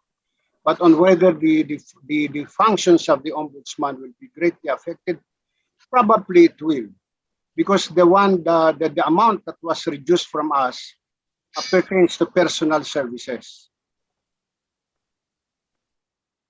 Okay. Representative. Thank you, Ombudsman Martires. Dito po sa mga major programs ninyo, you have identified basically 4. One is anti-corruption investigation. Number 2, anti-corruption enforcement. Yung pangatlo, corruption prevention, and ombudsman public assistance. Dito po sa aspetong corruption prevention, ano po yung mga programa natin para po ma-prevent natin yung corruption sa iba't ibang sangay ng gobyerno? Hindi po lang yung magpasa kami ng batas, kundi yung pong pag-develop ng mga tamang values ng mga tao na nagtatrabaho sa gobyerno. Meron po ba tayong mga ganong corruption prevention program ng Office of the Ombudsman para po ma-prevent natin yung mga kaso ng corruption sa ating pong gobyerno? Please answer. Mr. Chairman, Your Honor, Representative Marco, as I said earlier, we cannot fight, we cannot stop corruption unless we change our values. In 2019, the Office of the Ombudsman launched its Values Formation Program. I started this in Iloilo City, and then in the Office of the Ombudsman, where I invited several personalities from ministers of the Iglesia ni Cristo, Catholic priests, members of the media, and some government officials. What we would like in the corruption prevention is to have values formation, good manners and right conduct subject separate from the Makabayan subject that is now existing in our Department of Education system. We have to have a separate good manners and right conduct subject, but this must be based on religious education. Any teaching or any attempt to teach good manners and right conduct that does not come from someone who has no moral, that does not come from someone who has moral ascendancy will just be useless. It will just be a word. We are teaching good manners and right conduct. What I would like to emphasize is that good manners and right conduct must be taught by responsible persons. With respect to Catholics, by their priests or seminarians. With respect to the members of the Iglesia ni Cristo, by their ministers. With respect to the members of the GIL, by the ministers of the GIL, or the ministers of whatever religion there is. I started to talk to some ministers of the Iglesia ni Cristo, and they are willing to help us in this particular aspect. Because I believe that values formation without religious education being taught hand in hand is nothing. We have to go back to our old values. We have to go back to that system na mababait, kasi basically ang Pinoy mababait. Basically ang Pinoy ay hindi magnanakaw. Ang Pinoy nagnanakaw lang po kung siya ay nagugutom na o ang kanyang pamilya ay sa bingit ng kamatayan. Doon lang gumagalaw ang Pinoy noong araw. Pero nagbago na ho ang Pinoy. Sa pagbabago na yon, in-embrace natin lahat yung mali, lahat ng kasalanan na sinasabi. Yung greed, envy, lust, These are sources of corruption. Yung mainggit lang ang asawa mo dahil ang kapitbahay mo ay bagong sasakyan at pilitin kang bumili ng bagong sasakyan kung ikaw ay isang pulis. So anong gagawin mo? Kung ikaw ay isang judge, anong gagawin mo? Dito mamagap ka ng pera para mapag-aral mong anak mo sa Ateneo, may bili mo ang asawa mo ng isang Mercedes-Benz, o para yung asawa mo lagi na sa parlor linggo-linggo. Inggit yun, envy. Bagong kortina ng kapitbahay, sabi ng asawa mo, oh, I know your wife, Congressman Go, she will not tell you. Oh, Mark, can we just buy a new curtain? Yung kapitbahay natin, ang kanilang kortina ay 1,000, 1 yarda. Di ba? So, doon ang gagaling yung inggit, yung greed. Walang kasawaan na mayroon ka ng 100 milyon, gusto mo pa maging 200 milyon, di ba? Walang sawa. We have to change the values of a Filipino who once was a very good person. We were known for that, but now no more. Kanyan, marami pong salamat if you can pass a law. Yeah, alam ko with religious education. Honorable Martires, ako po'y naniniwala sa inyo pong bilanggit. Kahit na po ilang batas ang gagawin natin para sugpuin itong corruption, kung wala pong pagbabago yung mga values ng ating mga kababayan na nagtatrabaho sa gobyerno o kahit na sa pribadong sektor, wala pong mangyayari. Kaya tama po kayo. Ngayon po, ang tanong ko po, Ombudsman Martires, ito po bang departamento ninyo, kung bibigyan po natin pondo na magtayo po tayo ng isang ahensya under your Ombudsman's office, ito po ba kayo po ay sasangayon dito at bigyan natin ng pondo? Kasi po talagang ito ay napaka-importante po nito at saka very strategic po yung inyong suggestion na dyan natin i-anchor itong ating corruption prevention sa buong bansa. At yun po, ako po'y naniniwala, like magkaroon tayo ng integrity commission under the Ombudsman para po sila po ang magsisimula nitong ganitong panukala para maiwasan natin o ma-prevent natin on a long-term basis ito pong problema natin sa corruption. Mr. Chairman, Your Honor, Representative Go, meron pong kasabihan na too many cooks spoil the broth.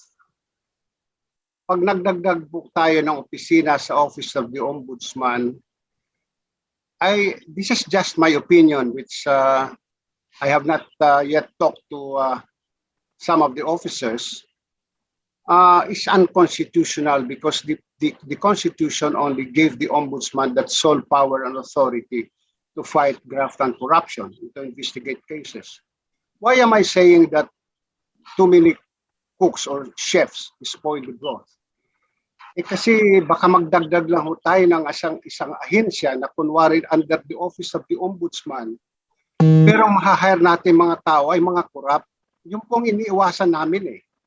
Sa ngayon po, alam ko po, I know for a fact who among the employees in the Office of the Ombudsman, who among the officers are corrupt, who among the officers can be trusted.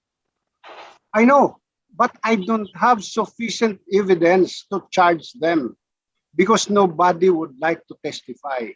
So creating another office is just like adding more corrupt people into the system or into the Office of the Ombudsman. I welcome that, but not now probably. Let us change first everything. We will be able to do this. We will be able to prevent corruption in our limited way. Small and limited way, we will be able to prevent corruption. Mr. Chair, thank you po, Ombudsman Martires. Ang kasi pong isa sa mga major programs ninyo, ito pong corruption prevention. Probably not really putting up another office in your Ombudsman's office, but to strengthen itong corruption prevention programs ng Ombudsman. Kasama na po rito yung yun nga, yung pong nabanggit ninyo at yung binanggit ko kanina, yung values, yung moral values. At kung kailangan po na yung mga pastor, mga ministro at mga other religious groups na sila ang magiging susi po para ma-address natin ito, ako po ay pumapayag doon, ating pong mahal na Ombudsman, Mr. Chair. Incidentally, Mr. Chairman, Your Honor, Congressman Go, I'd like to inform you that one of our programs is that we will put in every province, in every city, an ombudsman who will receive complaints. There will be an ombudsman desk who will receive complaints or request for clearances. Para yung mga tao, katulad sa Baguio, hindi na po kailangan pumunta sila na Maynila para dalhin yung kanilang clearance, yung application for clearance, kung hindi sila nag-online, kasi ngayon online lahat. But para hindi na pumunta sa Maynila para mag-file na complaint against a particular government official, yun na lang hong ombudsman desk sa City of Baguio ang tatanggap noon at siya na magpa-file sa amin po. So I'm trying to do this before the end of the year by assigning ombudsman or putting an ombudsman desk in every provincial capital, in every city in the Philippines. And with the memorandum of agreement that we have, or that with the Department of Justice, with Secretary Minardo Guevara, we might be able to continue with the resident ombudsman in some critical government agencies. Okay, salamat po.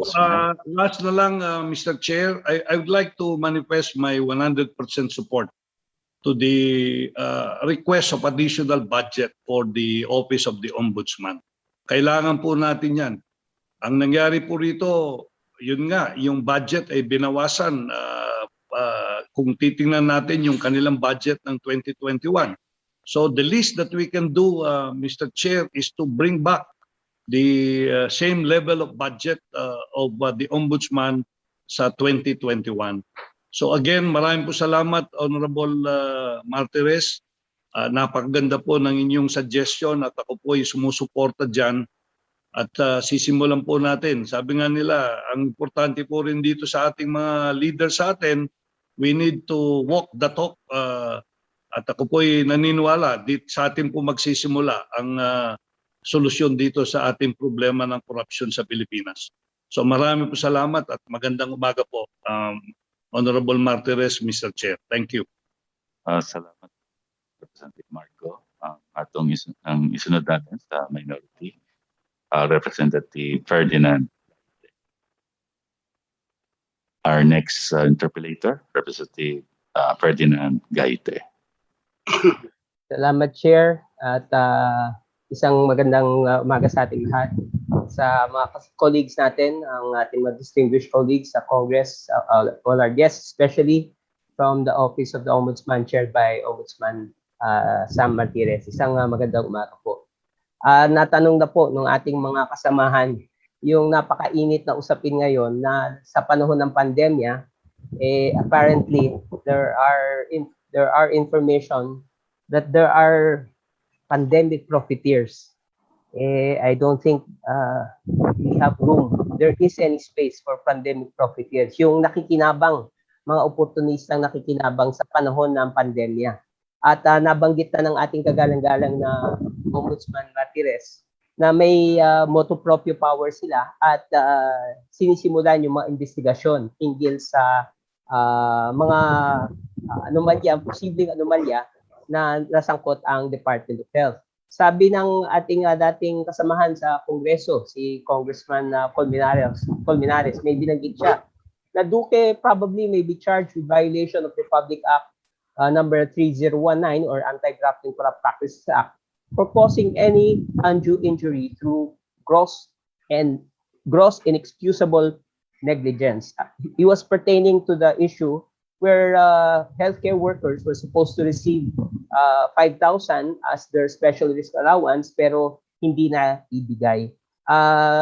So, kino-confirm ba ng ating kagalang-galang na ombudsman na may ginagawa na based on their motu proprio powers to investigate not only, ayan pa lang gusto kong point out, hindi lang po yung mga government officials no na maaring sangkot. I think nabanggit ng mga names ito, si Department of Health Secretary Duque, si former PSDBM Undersecretary Christopher Lloyd Lau, even the private institutions that were named, no? Yung naka-corner ng 8 billion supposedly na supply for PPEs, face masks, etc. Yung Pharmalic. Sasaklawin ba ng investigation ng Ombudsman itong mga nabanggit, whether public officials or private institutions, Mr. Chair? Ombudsman Martirez, please answer the query. Mr. Chairman, Your Honor, Congressman Gaite, wala hong taong that will be spared from the investigation of these cases. As I said earlier, mula pa ng 2020, June of 2020, I already issued or created a team to investigate some anomalies in the Department of Health. And when the COA report came out, the annual COA report came out, on August 12, in a memorandum dated August 12 to the investigators, I expanded the scope of the investigation para masaklawan lahat yung allegations on the alleged overpricing of procurement, the allegations of non-use or unutilized equipments, and the allegations on the expired vaccines and medicines. Wala tayong palalampasin na tao dyan. Lahat po ng involved, alam nyo naman po yan na pag tulad ng sinight nyong batas sa 3E, if you are a private individual, you will be charged in conspiracy with the government official. So if we charge the government official, the supplier will be found to be in conspiracy with the government official, will likewise be included as one of the accused. Thank you, Mr. Chair. Ako po ay natutuwa na ang attitude po ng ating Office of the Ombudsman through Ombudsman Martirez. Sabi nga, no one will be spared. At tama po, no, regardless dapat talaga naman, no, yung objectivity and neutrality ng Ombudsman, kahit yan ay involved ang mga matataas na officials, tama po yung inyong pananaw. No one should be spared in the sense na hindi dahil malakas siya sa authorities ay papabayaan na lang natin ito. Kaya po natutuwa ko na may ganyang hakbang ang ginagawa ang Ombudsman. Eh, hindi ko na masyadong tatalakayin nyo kasi ganda po naman yung effort at marami na akong makasamahan nagtanong. Pero alarmed lang rin po ako na ang laki talaga ng ibabagsak ng budget ng Ombudsman amounting to 654.3 million. Ano? At sabi nga namin, naniniwala kaming hindi tama ito. Dapat nananatili yung pagkakaroon ng budget ng Ombudsman na hindi bababa doon sa previous years at dapat nga automatically nire-release ito. Kaya kami po ay tutulak na maibalik ito. Pero nabanggit ko po kanina, Ombudsman Martirez, ang isang problem nyo ay yung kakulangan ng investigators. Based sa inyong authorized personal plantilla positions, nabanggit nyo nga may 2,366 kayo na authorized positions. Pero ang field lang ay 55% or about 1,293. Nabanggit nyo nung nakaraan nating budget briefing, meron kayong mga confidential employees na ang category ay hindi regular. Hindi ko alam kung ito yung mga JOs o COS nyo na 239 at minumukahin nyo nga na gawin silang regular at kami po ay sumasang-ayon dito. Karamihan po ba ng ating mga JOs and COS ay mga ito ho ba yung mga investigators? Hindi ho ba sila mga regular positions, Mr. Chair? Ombudsman Martirez, please answer the query.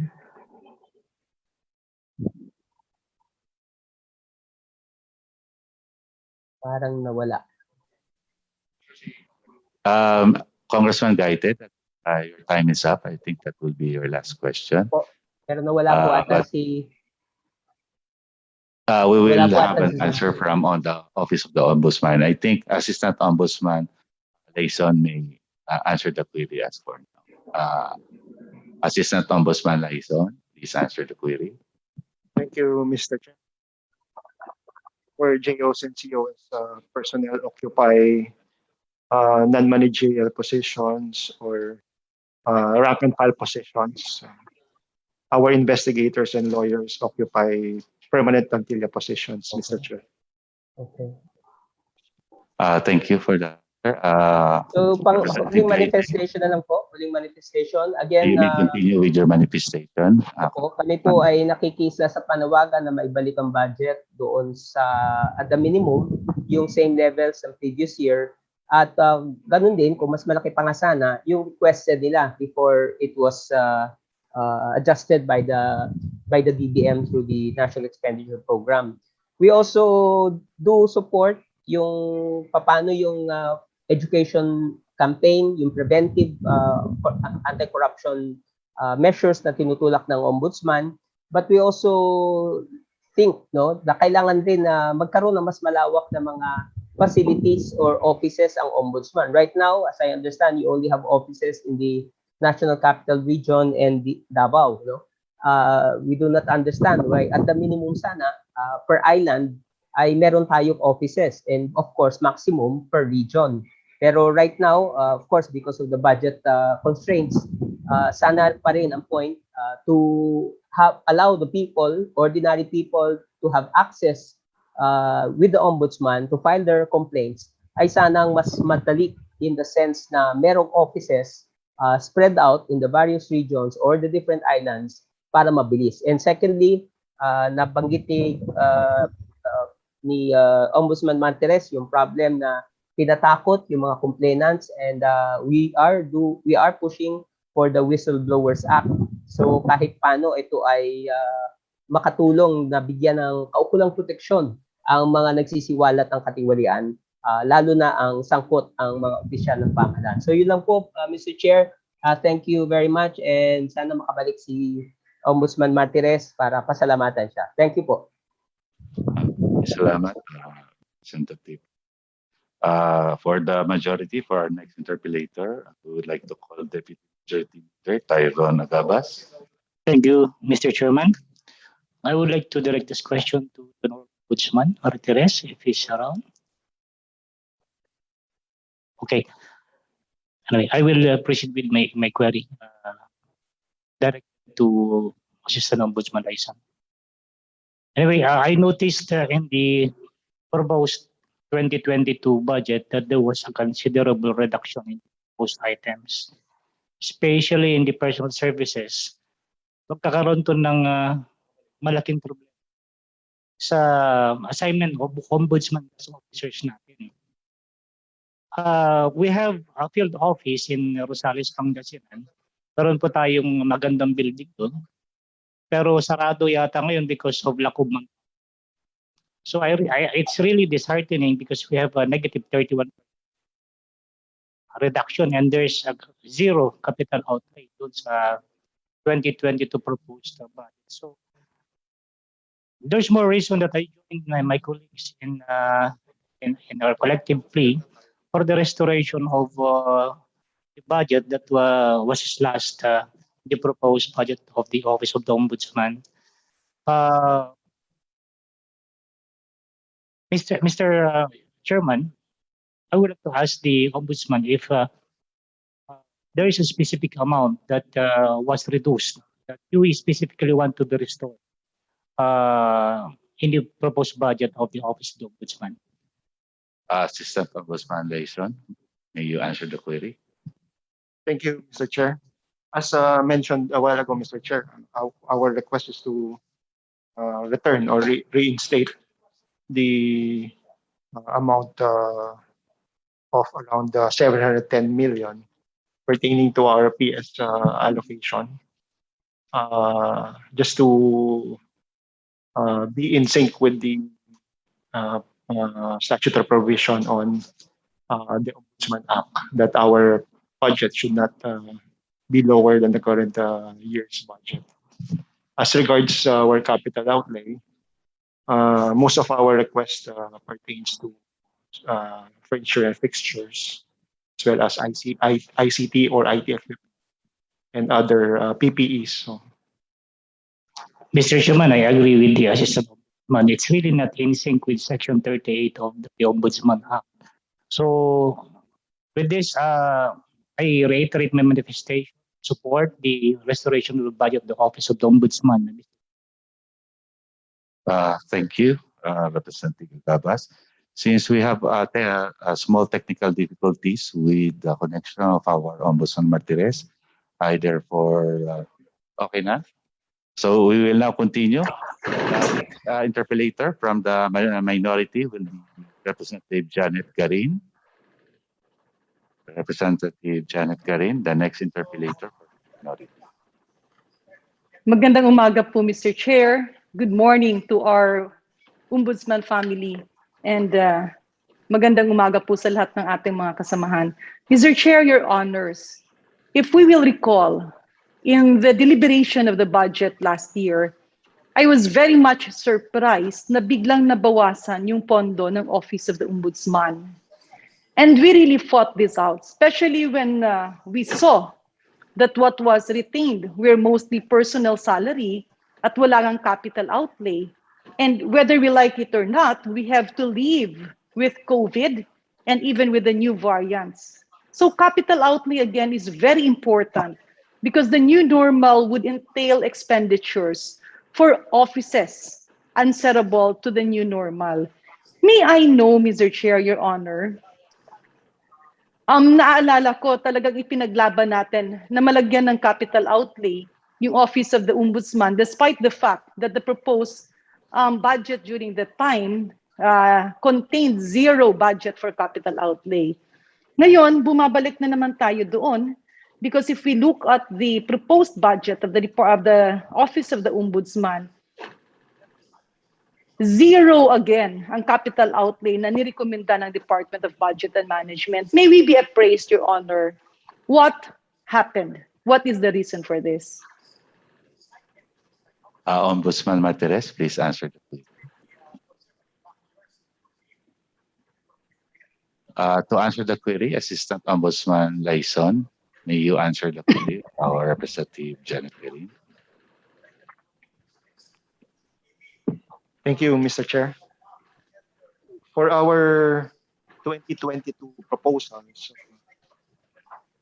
most of our requests for capital outlay pertains to the purchase of furniture and fixtures, motor vehicles, IT or ICT equipment, and other property and plant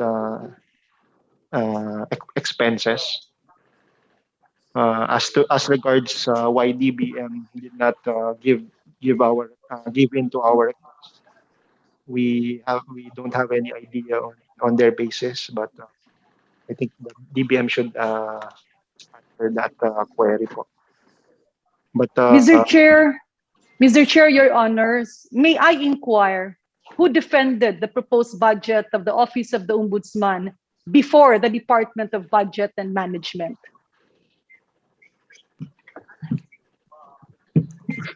Assistant Ombudsman Laison, you will answer. Or thank you, Mr. Chair. We usually submit our budget request to the DBM at the start of the year or during the budget call. We did not attend any hearings on the matter, but we were merely tasked to submit documents in support of our budget request. so to be clear, there were no call. You just submit it, and then they will go back to you with the proposed budget for the next year. Okay. Representative Garin, please continue. Yeah, Mr. Chair, wala po ba yung parang pagkakaintindi ko kasi whenever an executive office would have a proposed budget, there is actually an exchange of discussion. No, nagsasubmit ka, tinitingnan nila, they're going to disapprove, at meron po yung representative na pwedeng natatawagan at matatanong, bakit po ba ganito? Kasi sometimes, almost always, the reason for that actually is a miscommunication na parang baka hindi naintindihan ng DBM yung importansya ng capital outlay at saan nyo ito gagamitin. So the reason why I'm pushing to this, Mr. Chair, because this happened last year. This is happening again this year. We want the Office of the Ombudsman to be empowered. Kasi pag ganitong palagi na hindi maa-approve sa DBM, tapos hahanapan ng paraan during the budget deliberations, Mr. Chair, I hope I would not be misconstrued. No? I'm not pointing to anybody, but it can be an avenue where the Office of the Ombudsman will be indebted to legislators. At syempre, we want them to be neutral as much as possible. That's why we really would like to push for a regular budget for their capital outlay, because an office cannot work without fixtures, an office cannot work without appropriate IT equipments, especially so that we are under this new normal. Assistant Ombudsman Layson, may we have your comment on that Thank or you. answer? Thank you, Mr. Chair. This has been the practice for the past years, Mr. Chair. We don't have any technical hearings. How many years? Past years. Years. So Yes, that's 3 years. For the past 10 years or so. 10 years. Okay. We don't have any technical hearings or technical budget hearings. We just submit part of our request for appropriations for the Office of the Ombudsman. As regards our request for capital outlay, as mentioned a while ago by the Honorable Ombudsman, as long as realignments for the COVID-19 response may be made by the government, we do not actually request for the reinstatement of our capital outlay allocation. Representative Garin, please continue with your. Sorry, Mr. Chair, what was the last statement? Medyo naka-cut off. What's the stand of the Office of the Ombudsman? Do they need the reinstatement of their proposed capital outlay or no? Assistant Ombudsman Layson, please answer. As mentioned by the Honorable Ombudsman a while ago, as long as the national government would realign funds for the COVID-19 response, the office does not see the need to actually fight for capital outlay allocation at this time, Your Honor. So you really do not need it. May I know, Mr. Chair, Your Honors, if there was a, I remember we fought for a capital outlay budget for this year's budget of the Office Ombudsman. I remember that was somewhere around 200 or 210 million. Am I correct? Assistant Ombudsman, please. Layson, answer the query. Yes, Mr. Chair. Magkano po ang nagastos doon? Assistant Ombudsman Layson, can you answer the query?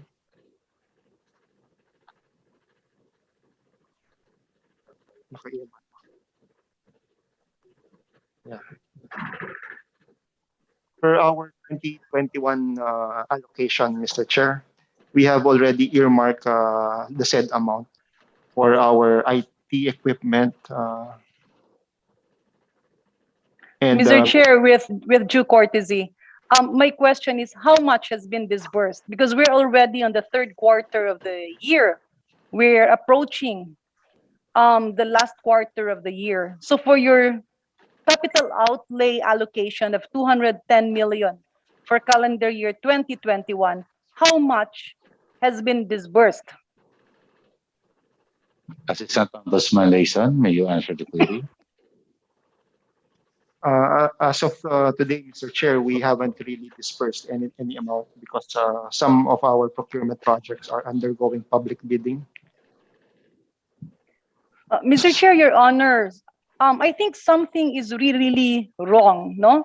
I believe this is the reason also why the budget of the Office of the Ombudsman is always reduced, no? So with due courtesy, no, I do respect the wisdom of our officers and the management, but maybe in the middle management, there should be accountability.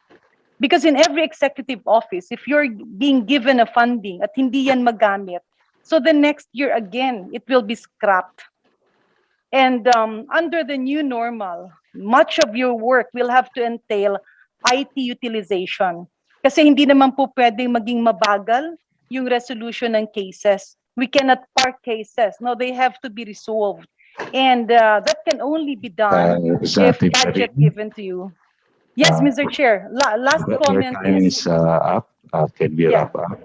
Yeah, Mr. Chair, may I appeal for 1 minute extension? Yes, you may. Maraming salamat po.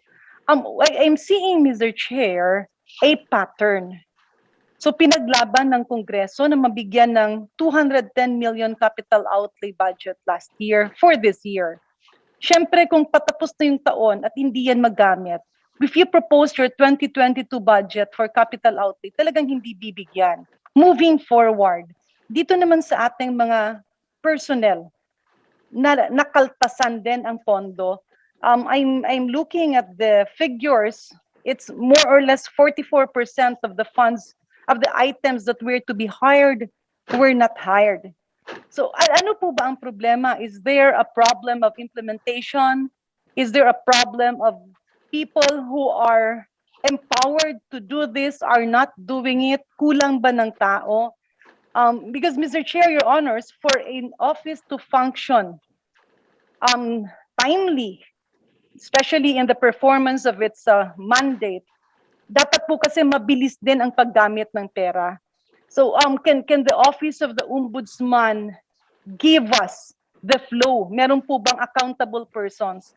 Yung HR nyo ba delayed yung pag-publish? Delayed ba yung hiring? Wala bang nag-interview? Yung selection committee ba masyado bang busy? Because if we look into this, the Office of the Ombudsman will have a regular increase in budget because you have good budget utilization. Thank you, Mr. Garin. Ombudsman Martinez, can we have the answer?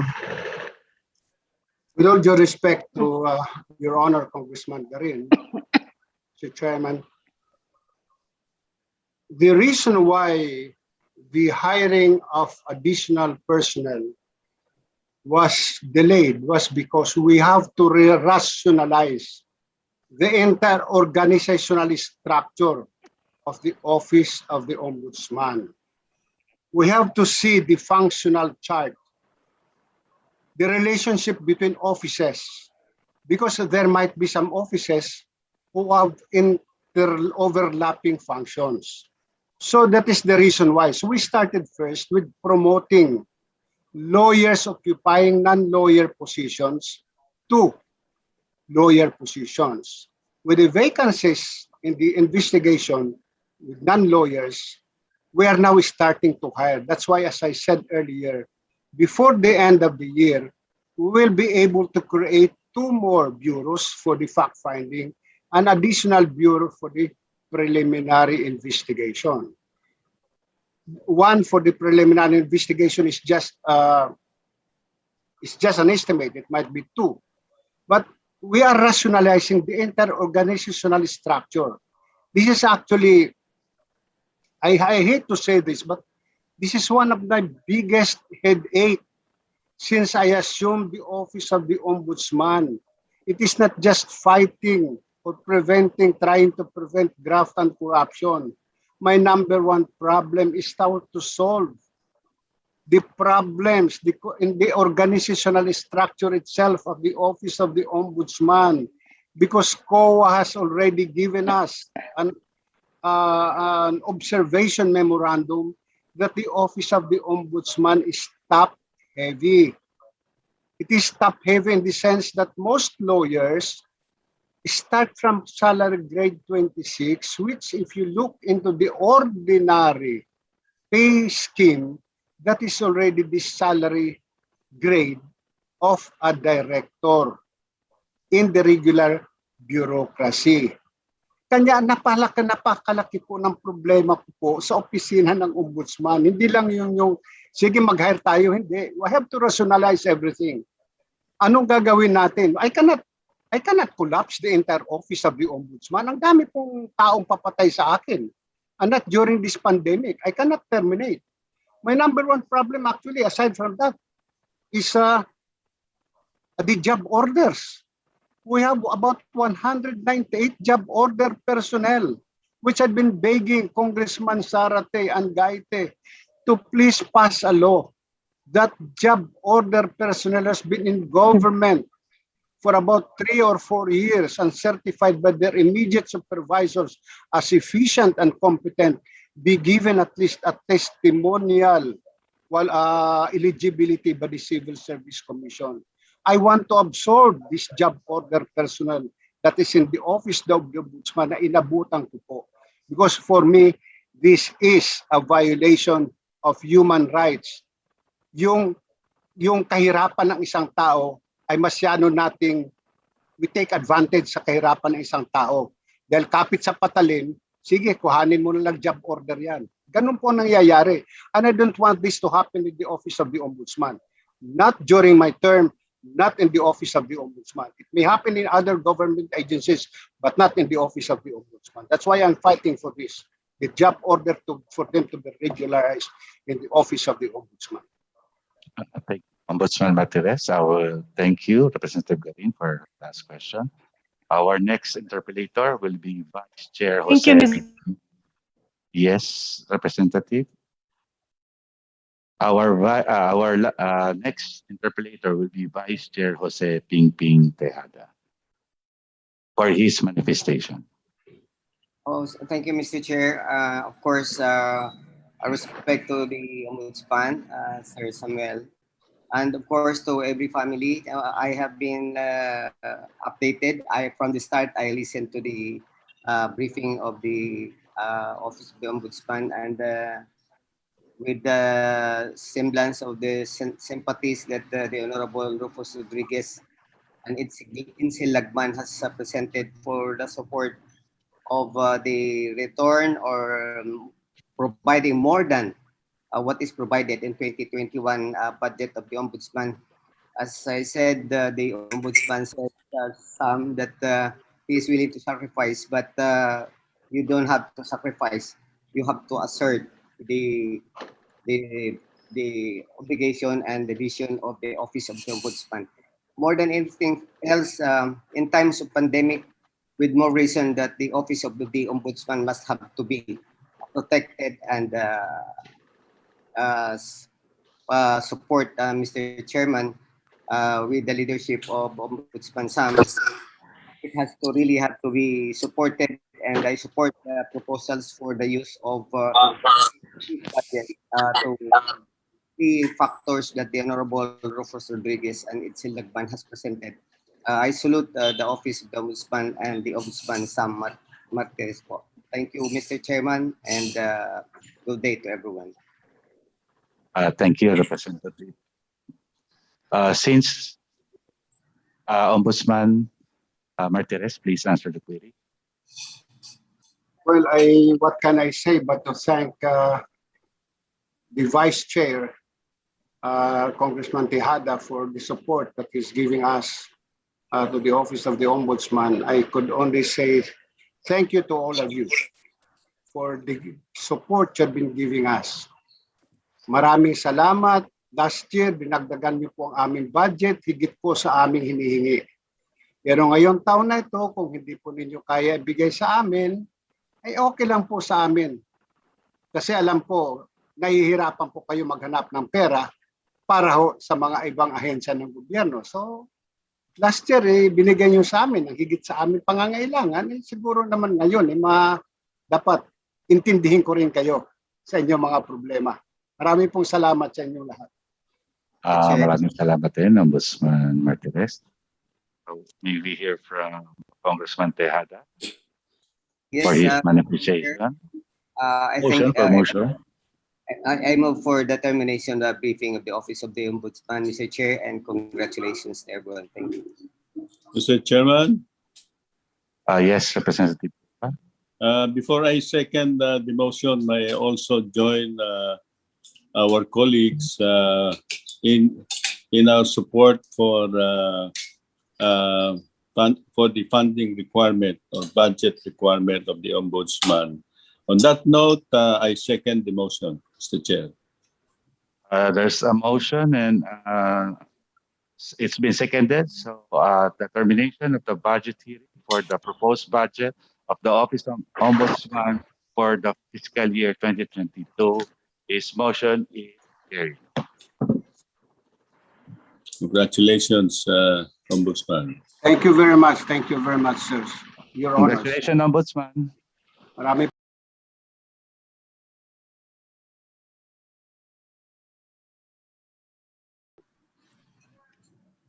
Okay, open mo sa DOJ.